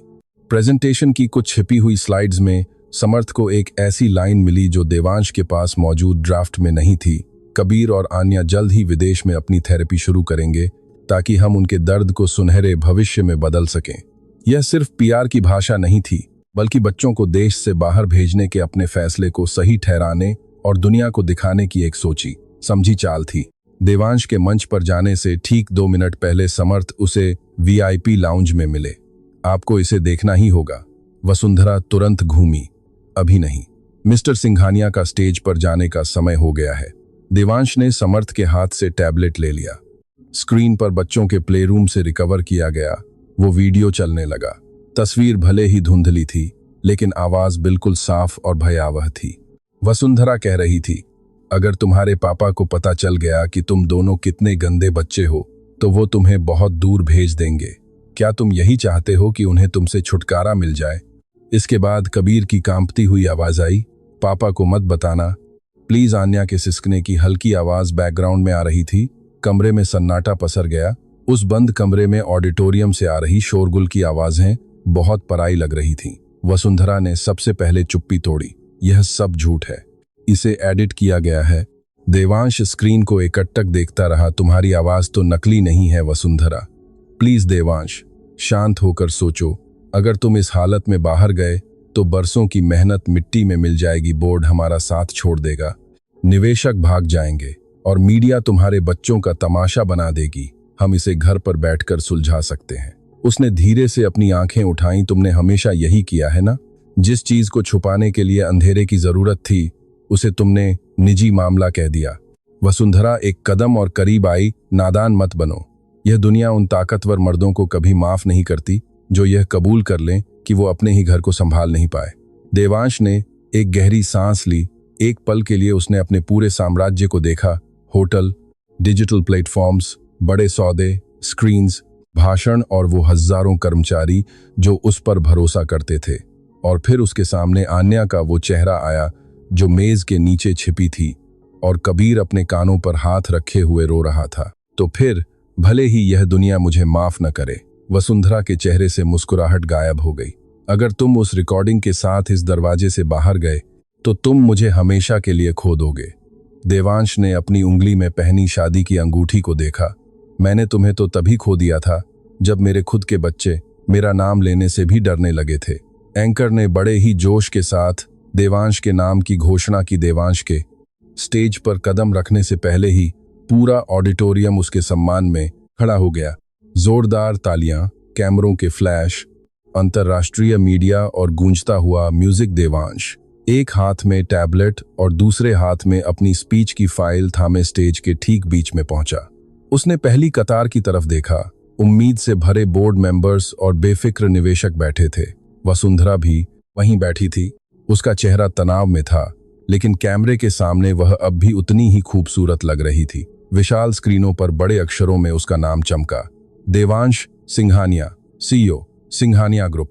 कुछ सेकंड के लिए वो बिल्कुल वही शख्स दिखा जिसकी दुनिया को उम्मीद थी, लेकिन फिर उसने अपनी स्पीच की फाइल को बिना खोले ही पोडियम पर रख दिया। इस प्रेजेंटेशन को बंद कर दीजिए। टेक्निकल टीम थोड़ी हिचकिचाई। उसने अपनी आवाज को धीमा लेकिन और गंभीर करते हुए दोबारा कहा, प्रेजेंटेशन बंद कीजिए। स्क्रीनों से सिंघानिया वन का लोगो गायब हो गया। पूरे ऑडिटोरियम में एक तेज सफेद रोशनी फैल गई। देवांश ने सामने बैठे दर्शकों की तरफ देखा। आज मुझे आपको अपनी कंपनी के सुनहरे भविष्य के बारे में बताना था, लेकिन मुझे भविष्य की बातें करने का कोई हक नहीं है। अगर आज सुबह मैं खुद अपने बच्चों को उनके कल से हमेशा के लिए दूर करने का मूकदर्शक बना रहता। हॉल में पल भर में सन्नाटा छा गया, लेकिन अभी भी सुगबुगाहट जारी थी। कुछ पत्रकार आगे की तरफ झुक गए। बोर्ड के एक सदस्य ने पास बैठे व्यक्ति से कुछ फुसफुसाकर कहा। वसुंधरा अपनी सीट से आधी उठ खड़ी हुई। देवांश ने बोलना जारी रखा। सालों तक मुझे लगता रहा कि कबीर और आन्या की रक्षा करने का मतलब उन्हें एक आलीशान घर, बेहतरीन डॉक्टर्स, नामी school, security guards, bank balance और एक ऐसा रसूखदार सरनेम देना है जिस पर कोई उंगली न उठा सके। लेकिन मैं गलत था। मैंने अपने बच्चों की सुरक्षा के लिए कैमरे खरीदे, गार्ड्स रखे, महंगे स्कूलों और डॉक्टरों का इंतजाम किया। लेकिन मैं यह देखने में नाकाम रहा कि खतरा हर रोज मेरे ही साथ एक मेज पर बैठकर खाना खा रहा था, हर रात। इस बात से पूरे हॉल में एक सनसनी सी दौड़ गई। वसुंधरा मंच की सीढ़ियों की तरफ बढ़ी, लेकिन उलझन में पड़े 2 सुरक्षा कर्मियों ने उसे रोकने से पहले देवांश के इशारे का इंतजार किया। देवांश ने टैबलेट को हवा में उठाया। मैं आपसे यह नहीं कहूंगा कि आप मेरी बात पर आंख मूंद कर भरोसा करें, क्योंकि एक वक्त पर मैं खुद भी इस सच को नहीं कहीं को मानना चाहता था। अचानक पूरे ऑडिटोरियम के स्पीकर्स से वह रिकॉर्डिंग गूंज उठी। वसुंधरा की आवाज पूरे हॉल में गूंजने लगी।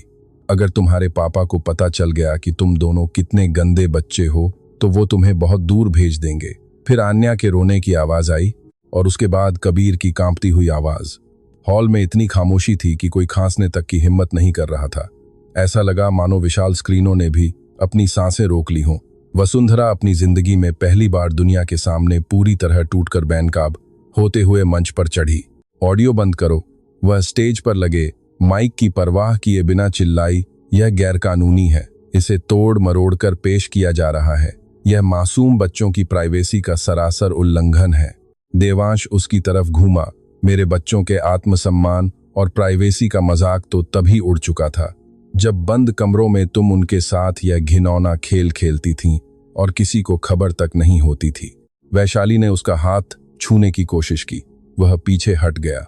उस मामूली से इशारे ने किसी भी गंभीर आरोप से ज्यादा गहरा घाव दिया। देवेंद्र, ऐसा मत करो। मैं यह बहुत पहले ही कर चुका हूं। मैंने यह तब किया जब मैं यहां नहीं था। जब मैंने बिना पे कागजातों पर दस्तखत किए।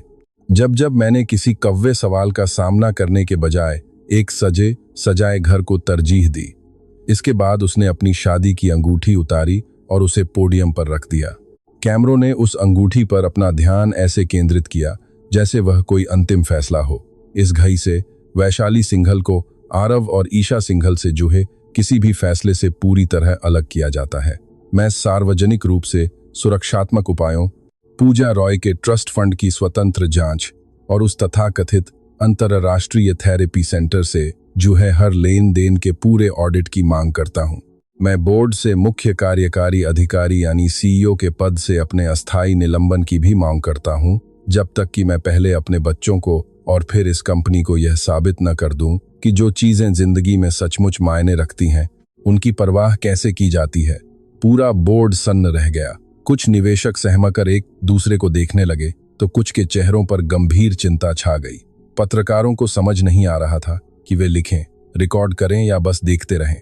सीधा प्रसारण अभी भी चल रहा था और हजारों स्क्रीन पर देवेंद्र सिंघल का चेहरा अब किसी नई तकनीक को पेश करने वाले कारोबारी का नहीं, बल्कि एक ऐसे पिता का था जो अपने बच्चों को कानूनी लाई का मोहरा बनने से बचाने के लिए अपने ही ताज को खुद अपने हाथों से उतार रहा था।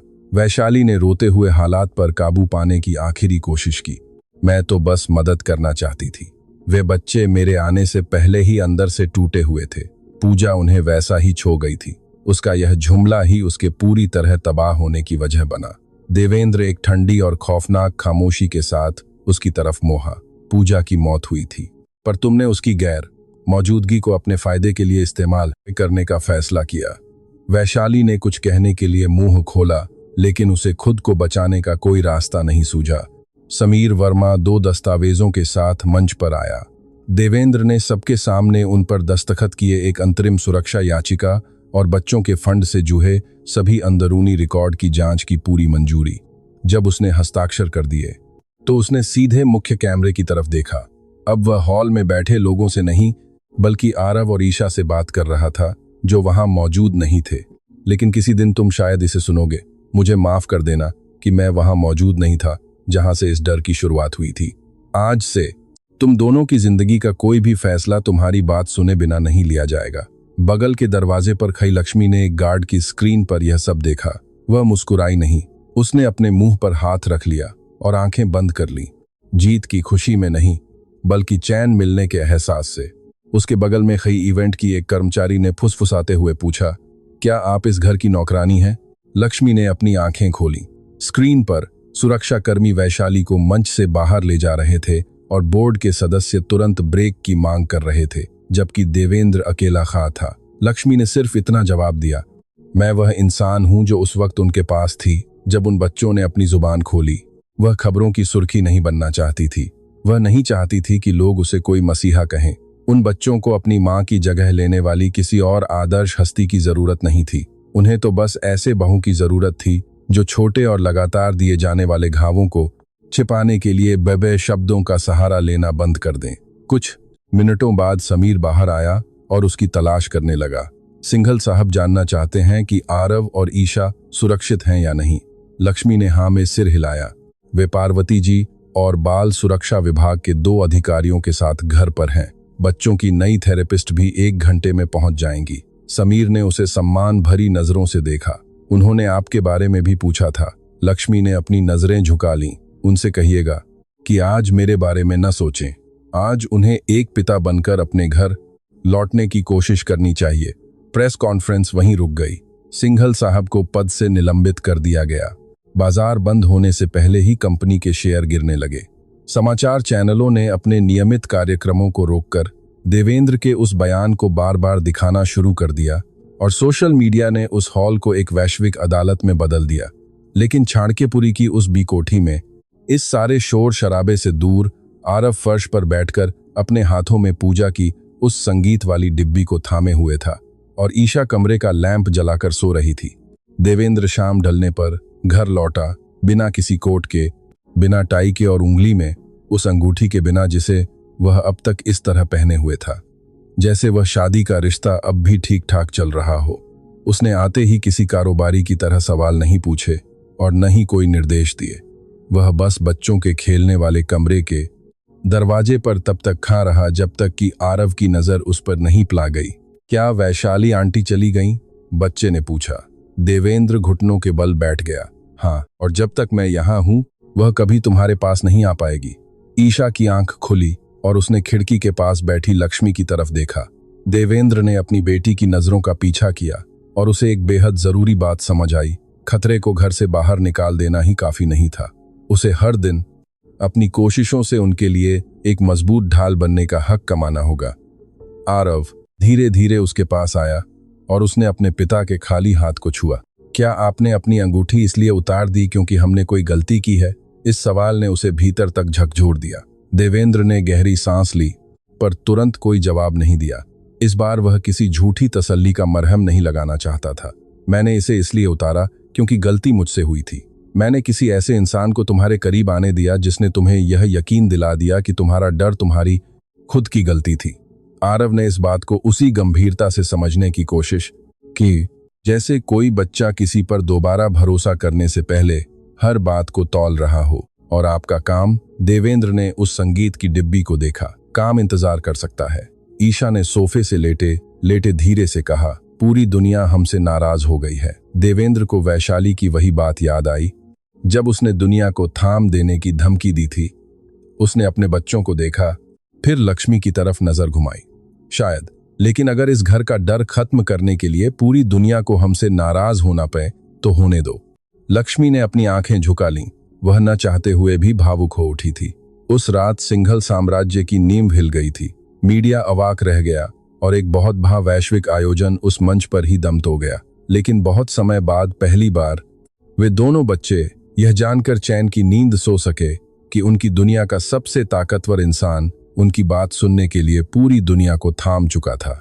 उस भाषण के अगले दिन की सुबह चाणक्यपुरी की कोठी के मुख्य हॉल में न तो ताजे फूल सजे थे और न ही सुबह के 9 बजने से पहले सब कुछ एकदम चकाचक करने का हुक्म देती वैशाली की आवाज गूंजी।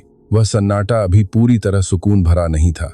वह तो किसी तूफान के थमने के बाद घर में पसरी चानी करे नहाली खामोशी जैसी थी, जहां चीजें तो अपनी जगह पर थीं पर उनके मायने बदल चुके थे। बाल सुरक्षा विभाग के 2 अधिकारी बच्चों के कमरों के पास बही खामोशी से तैनात थे।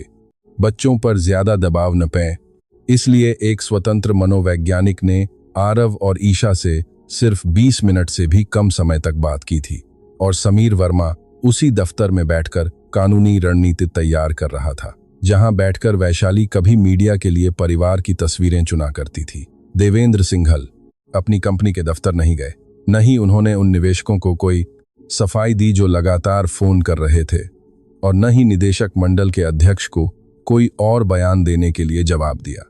वे शेयर बाजार में गिरावट रोकने के लिए कोई नपा तुला तकनीकी बयान भी जारी नहीं करना चाहते थे। वह तो बच्चों के खेलने वाले कमरे के फर्श पर बैठे थे। उनके हाथ में गरम चॉकलेट का वह प्याला था जिसे ईशा ने पीने से मना कर दिया था। वह बस खामोशी से अपने बच्चों को लकी के खिलौनों से मीनार बनाते हुए देख रहे थे, जहां उन्हें टोकने वाला कोई नहीं था कि वे सही कर रहे हैं या गलत। जिंदगी में पहली बार उन्हें समझ नहीं आ रहा था कि अपनी इस ताकत का क्या करें, और पहली बार उन्हें यह कोई बड़ी नाकामी नहीं लग रही थी। कोर्ट के शुरुआती सुरक्षात्मक आदेश आने तक वैशाली को उसके वकीलों के एक अपार्टमेंट में भेज दिया गया। मीडिया ने घंटों उसका पीछा किया पर उसने एक शब्द नहीं कहा। उसके प्रवक्ताओं ने एक बयान जारी कर दावा किया कि उसे इस भावनात्मक साजिश का शिकार बनाया गया है। उन रिकॉर्डिंग्स को बिना किसी संदर्भ के पेश किया गया है और देवेंद्र ने घर की एक मामूली आया के बहकावे में आकर यह सब किया है जिसने बच्चों पर अपना गलत असर डाल रखा था। लेकिन यह सफाई ज्यादा देर नहीं टिक सकी।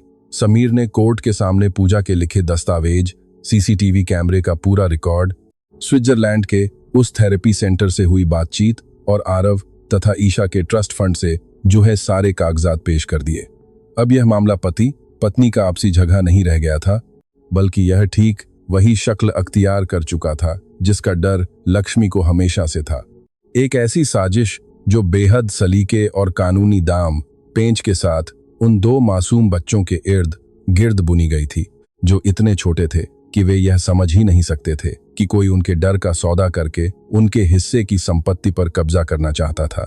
देवेंद्र ने एक एक दस्तावेज को बेहद खामोशी से पा। उसने न तो कोई चीज तोई और न ही चिल्लाया। गुस्सा करना तो बहुत तय आसान होता, लेकिन उसने खुद को एक एक तारीख, हर एक दस्तखत और अपनी ही गैर मौजूदगी के हर पल को करीब से देखने पर मजबूर किया।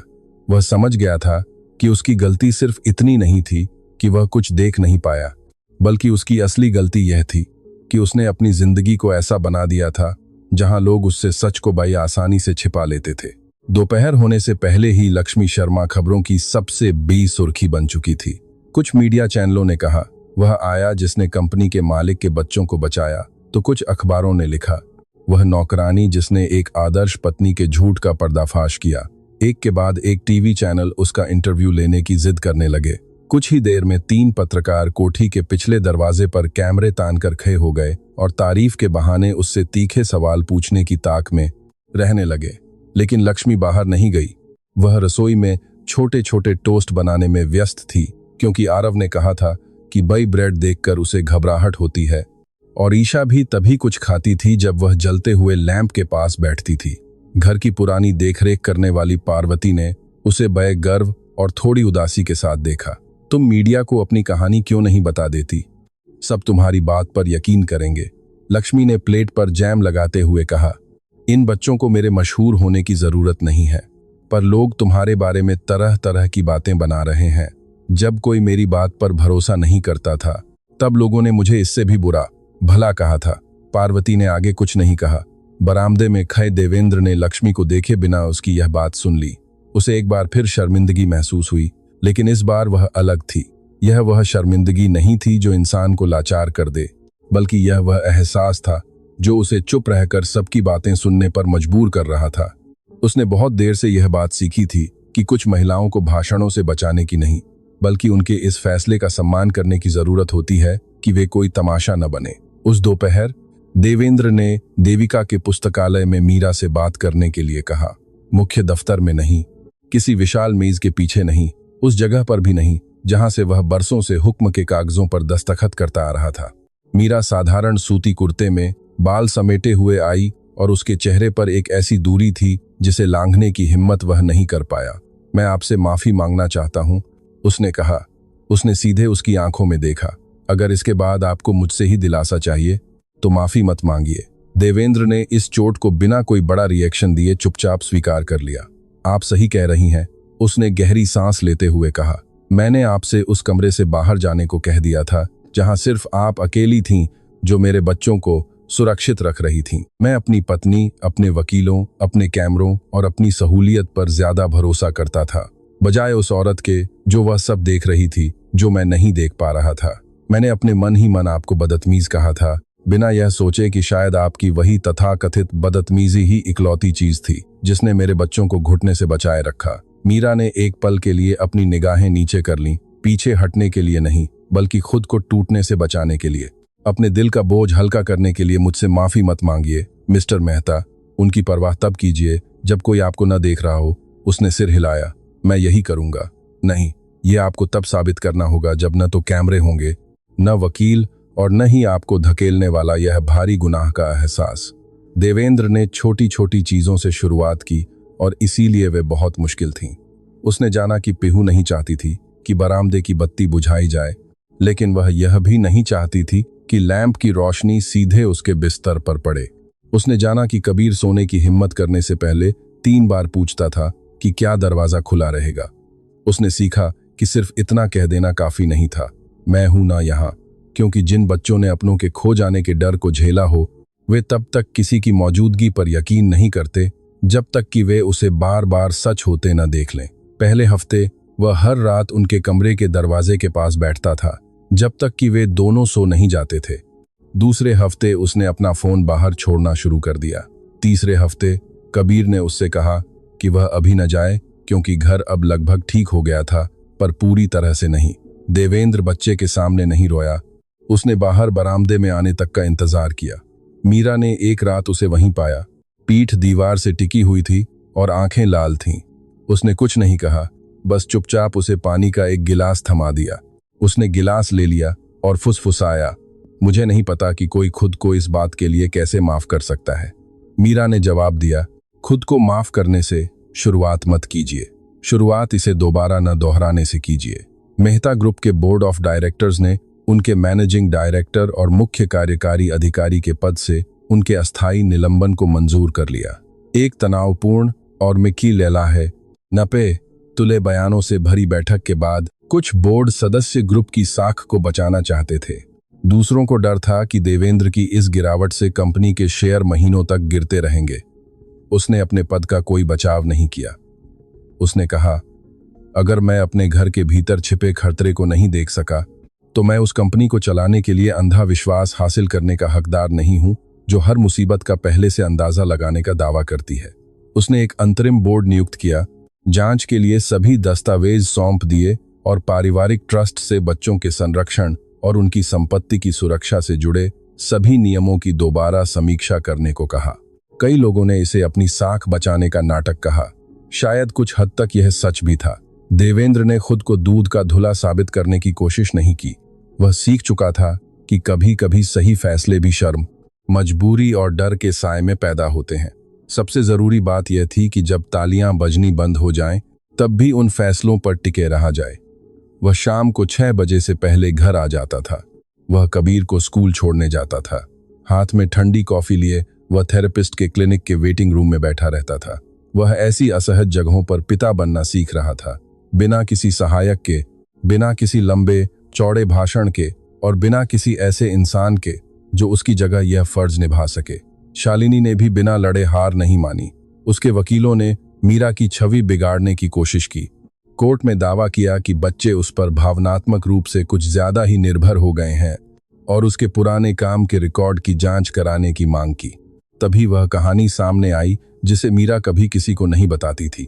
बरसों पहले उसने पुणे में एक बड़े घराने में काम किया था जहां एक संभ्रांत और प्रतिष्ठित परिवार के मुखौटे के पीछे एक छोटे बच्चे के साथ बेहद बेरहमी और अनदेखी की जाती थी। मीरा ने इशारे समझे तो थे, लेकिन सही समय पर आवाज नहीं उठा सकी। वह बच्चा तब अस्पताल पहुंचा जब उसके माता पिता उसे अकेला छोड़ गए थे, जिसे बाद में उस रसूखदार परिवार ने एक घरेलू दुर्घटना का रूप दे दिया। मीरा ने वह नौकरी छोड़ दी और बच्चों की देखभाल करने वाले कोर्स की पढ़ाई शुरू कर दी, लेकिन उसका वह पुराना गुनाह बोध एक साए की तरह उसके पीछे लगा रहा। जब देवेंद्र ने वह रिपोर्ट पढ़ी तो वह समझ गया कि उस दिन उसने क्यों अपने पूरे वजूद से दरवाजा रोक लिया था। वह महज एक नौकरानी नहीं थी जो एक रईस मालकिन को चुनौती दे रही थी। वह एक ऐसी औरत थी जो अपने गुजरे हुए कल की खामोशी से लड़ रही थी। जब शालिनी ने उस पुरानी कहानी का इस्तेमाल करके मीरा को मानसिक रूप से अस्थिर साबित करने की कोशिश की, तो कोर्ट द्वारा नियुक्त निष्पक्ष थेरेपिस्ट ने अदालत को बताया कि मीरा का बर्ताव किसी सनक को नहीं, बल्कि एक गहरी और जायज सुरक्षात्मक सजगता को दर्शाता है। जज ने शालिनी पर बच्चों के पास आने की पाबंदी को बरकरार रखा। मीरा ने 2 महीने बाद वह बड़ी हवेली छोड़ दी। इस फैसले ने कबीर और पीहू को बहुत ठेस पहुंचाई, उतनी जितनी देवेंद्र ने कभी सोची भी नहीं थी। लेकिन उसने उन्हें बड़े प्यार और दृढ़ता से समझाया।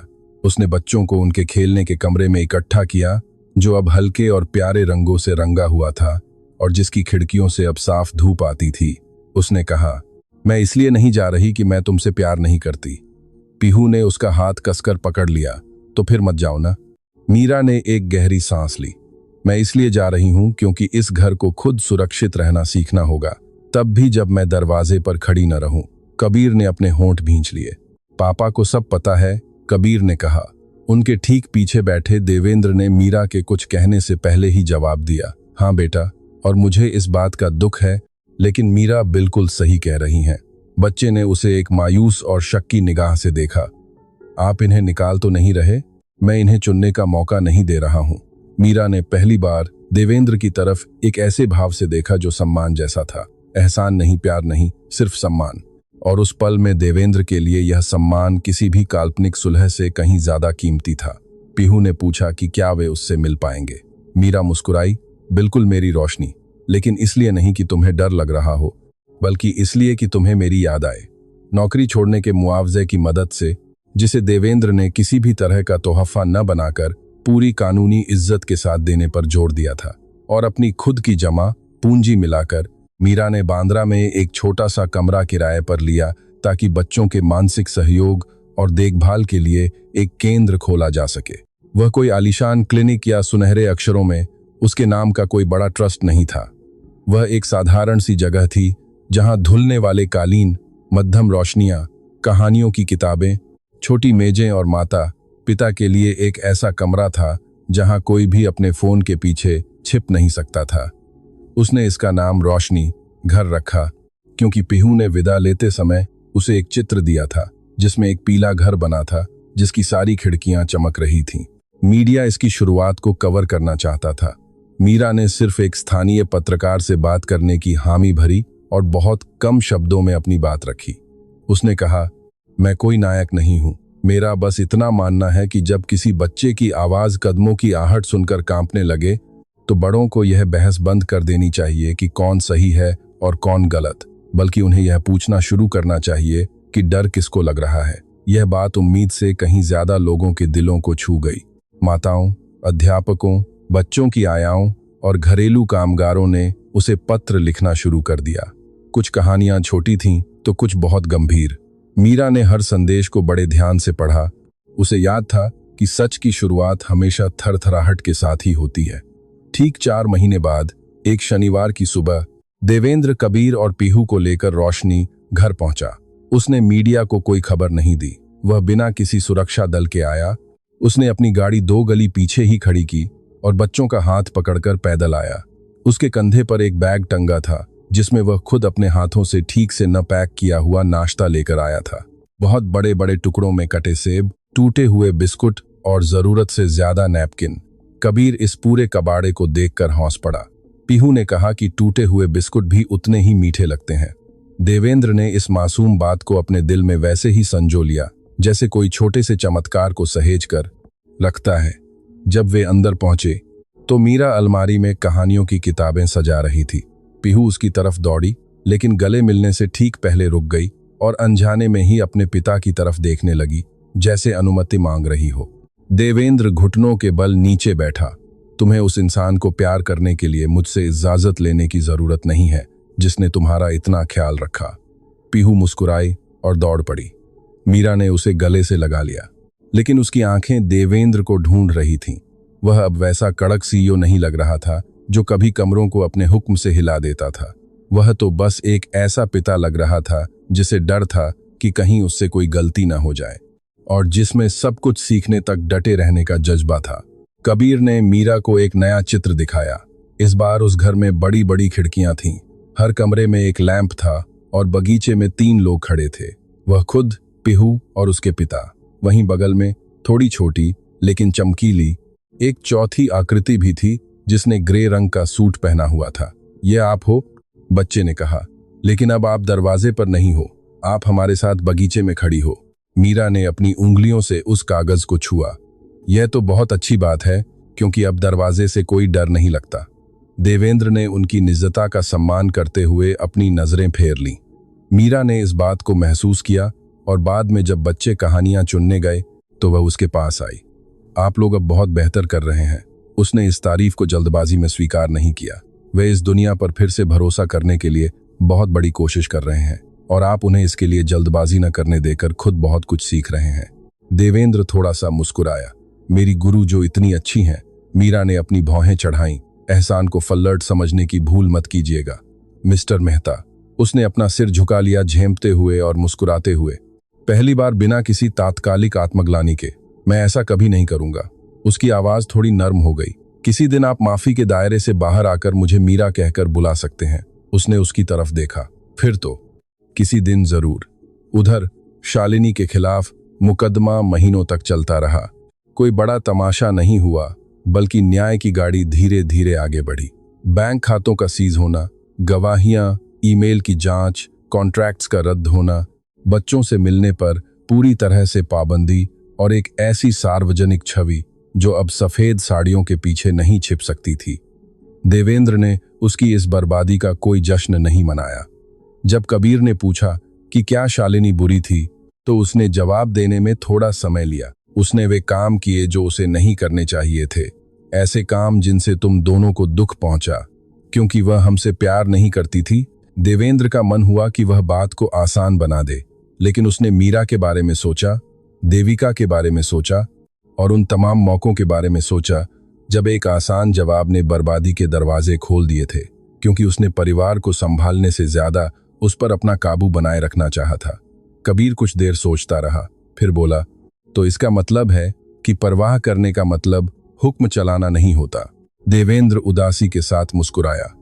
हाँ बेटा, परवाह करने का मतलब हुक्म चलाने से ज्यादा दूसरों की बात सुनना होता है। कालीन पर बैठी पीहू ने चहकते हुए कहा, और रोशनियां खुली छोड़ना, और रोशनियां खुली छोड़ना। उसने भी दोहराया। उस रात जब वे घर पहुंचे तो देवेंद्र को बच्चों के सोने तक बाहर बरामदे में नहीं बैठना पड़ा। कबीर ने बस इतना कहा कि वह दरवाजा थोड़ा सा खुला छोड़ दे, पूरी तरह से खुला नहीं। यह एक बहुत छोटा सा बदलाव था, लेकिन उनके लिए यह पूरी दुनिया बदलने जैसा था। अरोड़ा वन प्रोजेक्ट को रोकने वाले उस भाषण के 1 साल बाद अरोड़ा ग्रुप ने नए नेतृत्व और एक स्वतंत्र फाउंडेशन के साथ इस प्रोजेक्ट को दोबारा शुरू किया, जो अमीर परिवारों के बच्चों की सुरक्षा के नियमों पर काम करता था। देव ने फिर से कंपनी में एक पद संभाला, लेकिन इस बार वह पहले जैसा नहीं था। उन्होंने इस नए अभियान का मुख्य चेहरा बनने से साफ इनकार कर दिया था। इसकी जगह उन्होंने कर्मचारियों के सामने एक छोटा सा भाषण दिया और कहा कि कोई भी नई तकनीक खुद को तब तक समझदार कहलाने के लायक नहीं मान सकती जब तक वह उस कमरे में मौजूद सबसे कमजोर और मासूम इंसान की रक्षा न कर सके। लीला वहां नहीं गई थी। उसने रोशनी घर से ही इस कार्यक्रम का कुछ हिस्सा टीवी पर देखा, जबकि आभा पास ही एक मेज पर चित्र बना रही थी और मयंक कहानियों की किताबों को करीने से लगाने में मदद कर रहा था। देव बाद में बिना किसी तामझाम या कैमरों के वहां पहुंचे। उनके हाथों में मरम्मत की हुई एक पुरानी संगीत वाली डिबिया थी। वह इलाकी थी। उन्होंने अपने बच्चों से कहा, मुझे लगता है कि इसे वहीं होना चाहिए जहां तुम दोनों चाहो। किसी पुराने संदूक में बंद रहने के लिए यह नहीं है। मयंक ने उसे खोला। बरसों बाद पहली बार उसकी सुरीली धुन एकदम साफ सुनाई दी। आभा ने एक हाथ से लीला का हाथ थामा और दूसरे से अपने पिता का, जैसे उसे समझ ही ना आ रहा हो कि बड़े लोग उस बात को इतना उलझा क्यों देते हैं जो उसके लिए बेहद सीधी और साफ थी। जो लोग दूसरों की जिंदगी में रोशनी लाते हैं वे बिना कोई झूठा वादा किए भी एक ही कमरे में साथ रह सकते हैं। शाम के वक्त जब बच्चे रोशनी घर के छोटे से आंगन में खेलने चले गए तो देव और लीला खिड़की के पास अकेले रह गए। वहां न तो कोई बहुत बड़ा इजहार था, न अतीत को मिटा देने वाला कोई चुंबन, और न ही ऐसा कोई जल्दबाजी में किया गया वादा जो लीला को उस बड़े घर की नई मालकिन बना देता जो घर अभी अभी खुलकर सांस लेना सीख रहा था। देव ने अपने बच्चों को दूसरे बच्चों के साथ हंसते खेलते देखा और एक ऐसी शालीनता के साथ बोले जो अब दिखावटी नहीं लगती थी। बरसों तक मुझे लगता रहा कि उनकी हिफाजत करने का मतलब उनके लिए एक बहुत बड़ी दुनिया खड़ी करना है। लीला लगातार आंगन की तरफ देखती रही।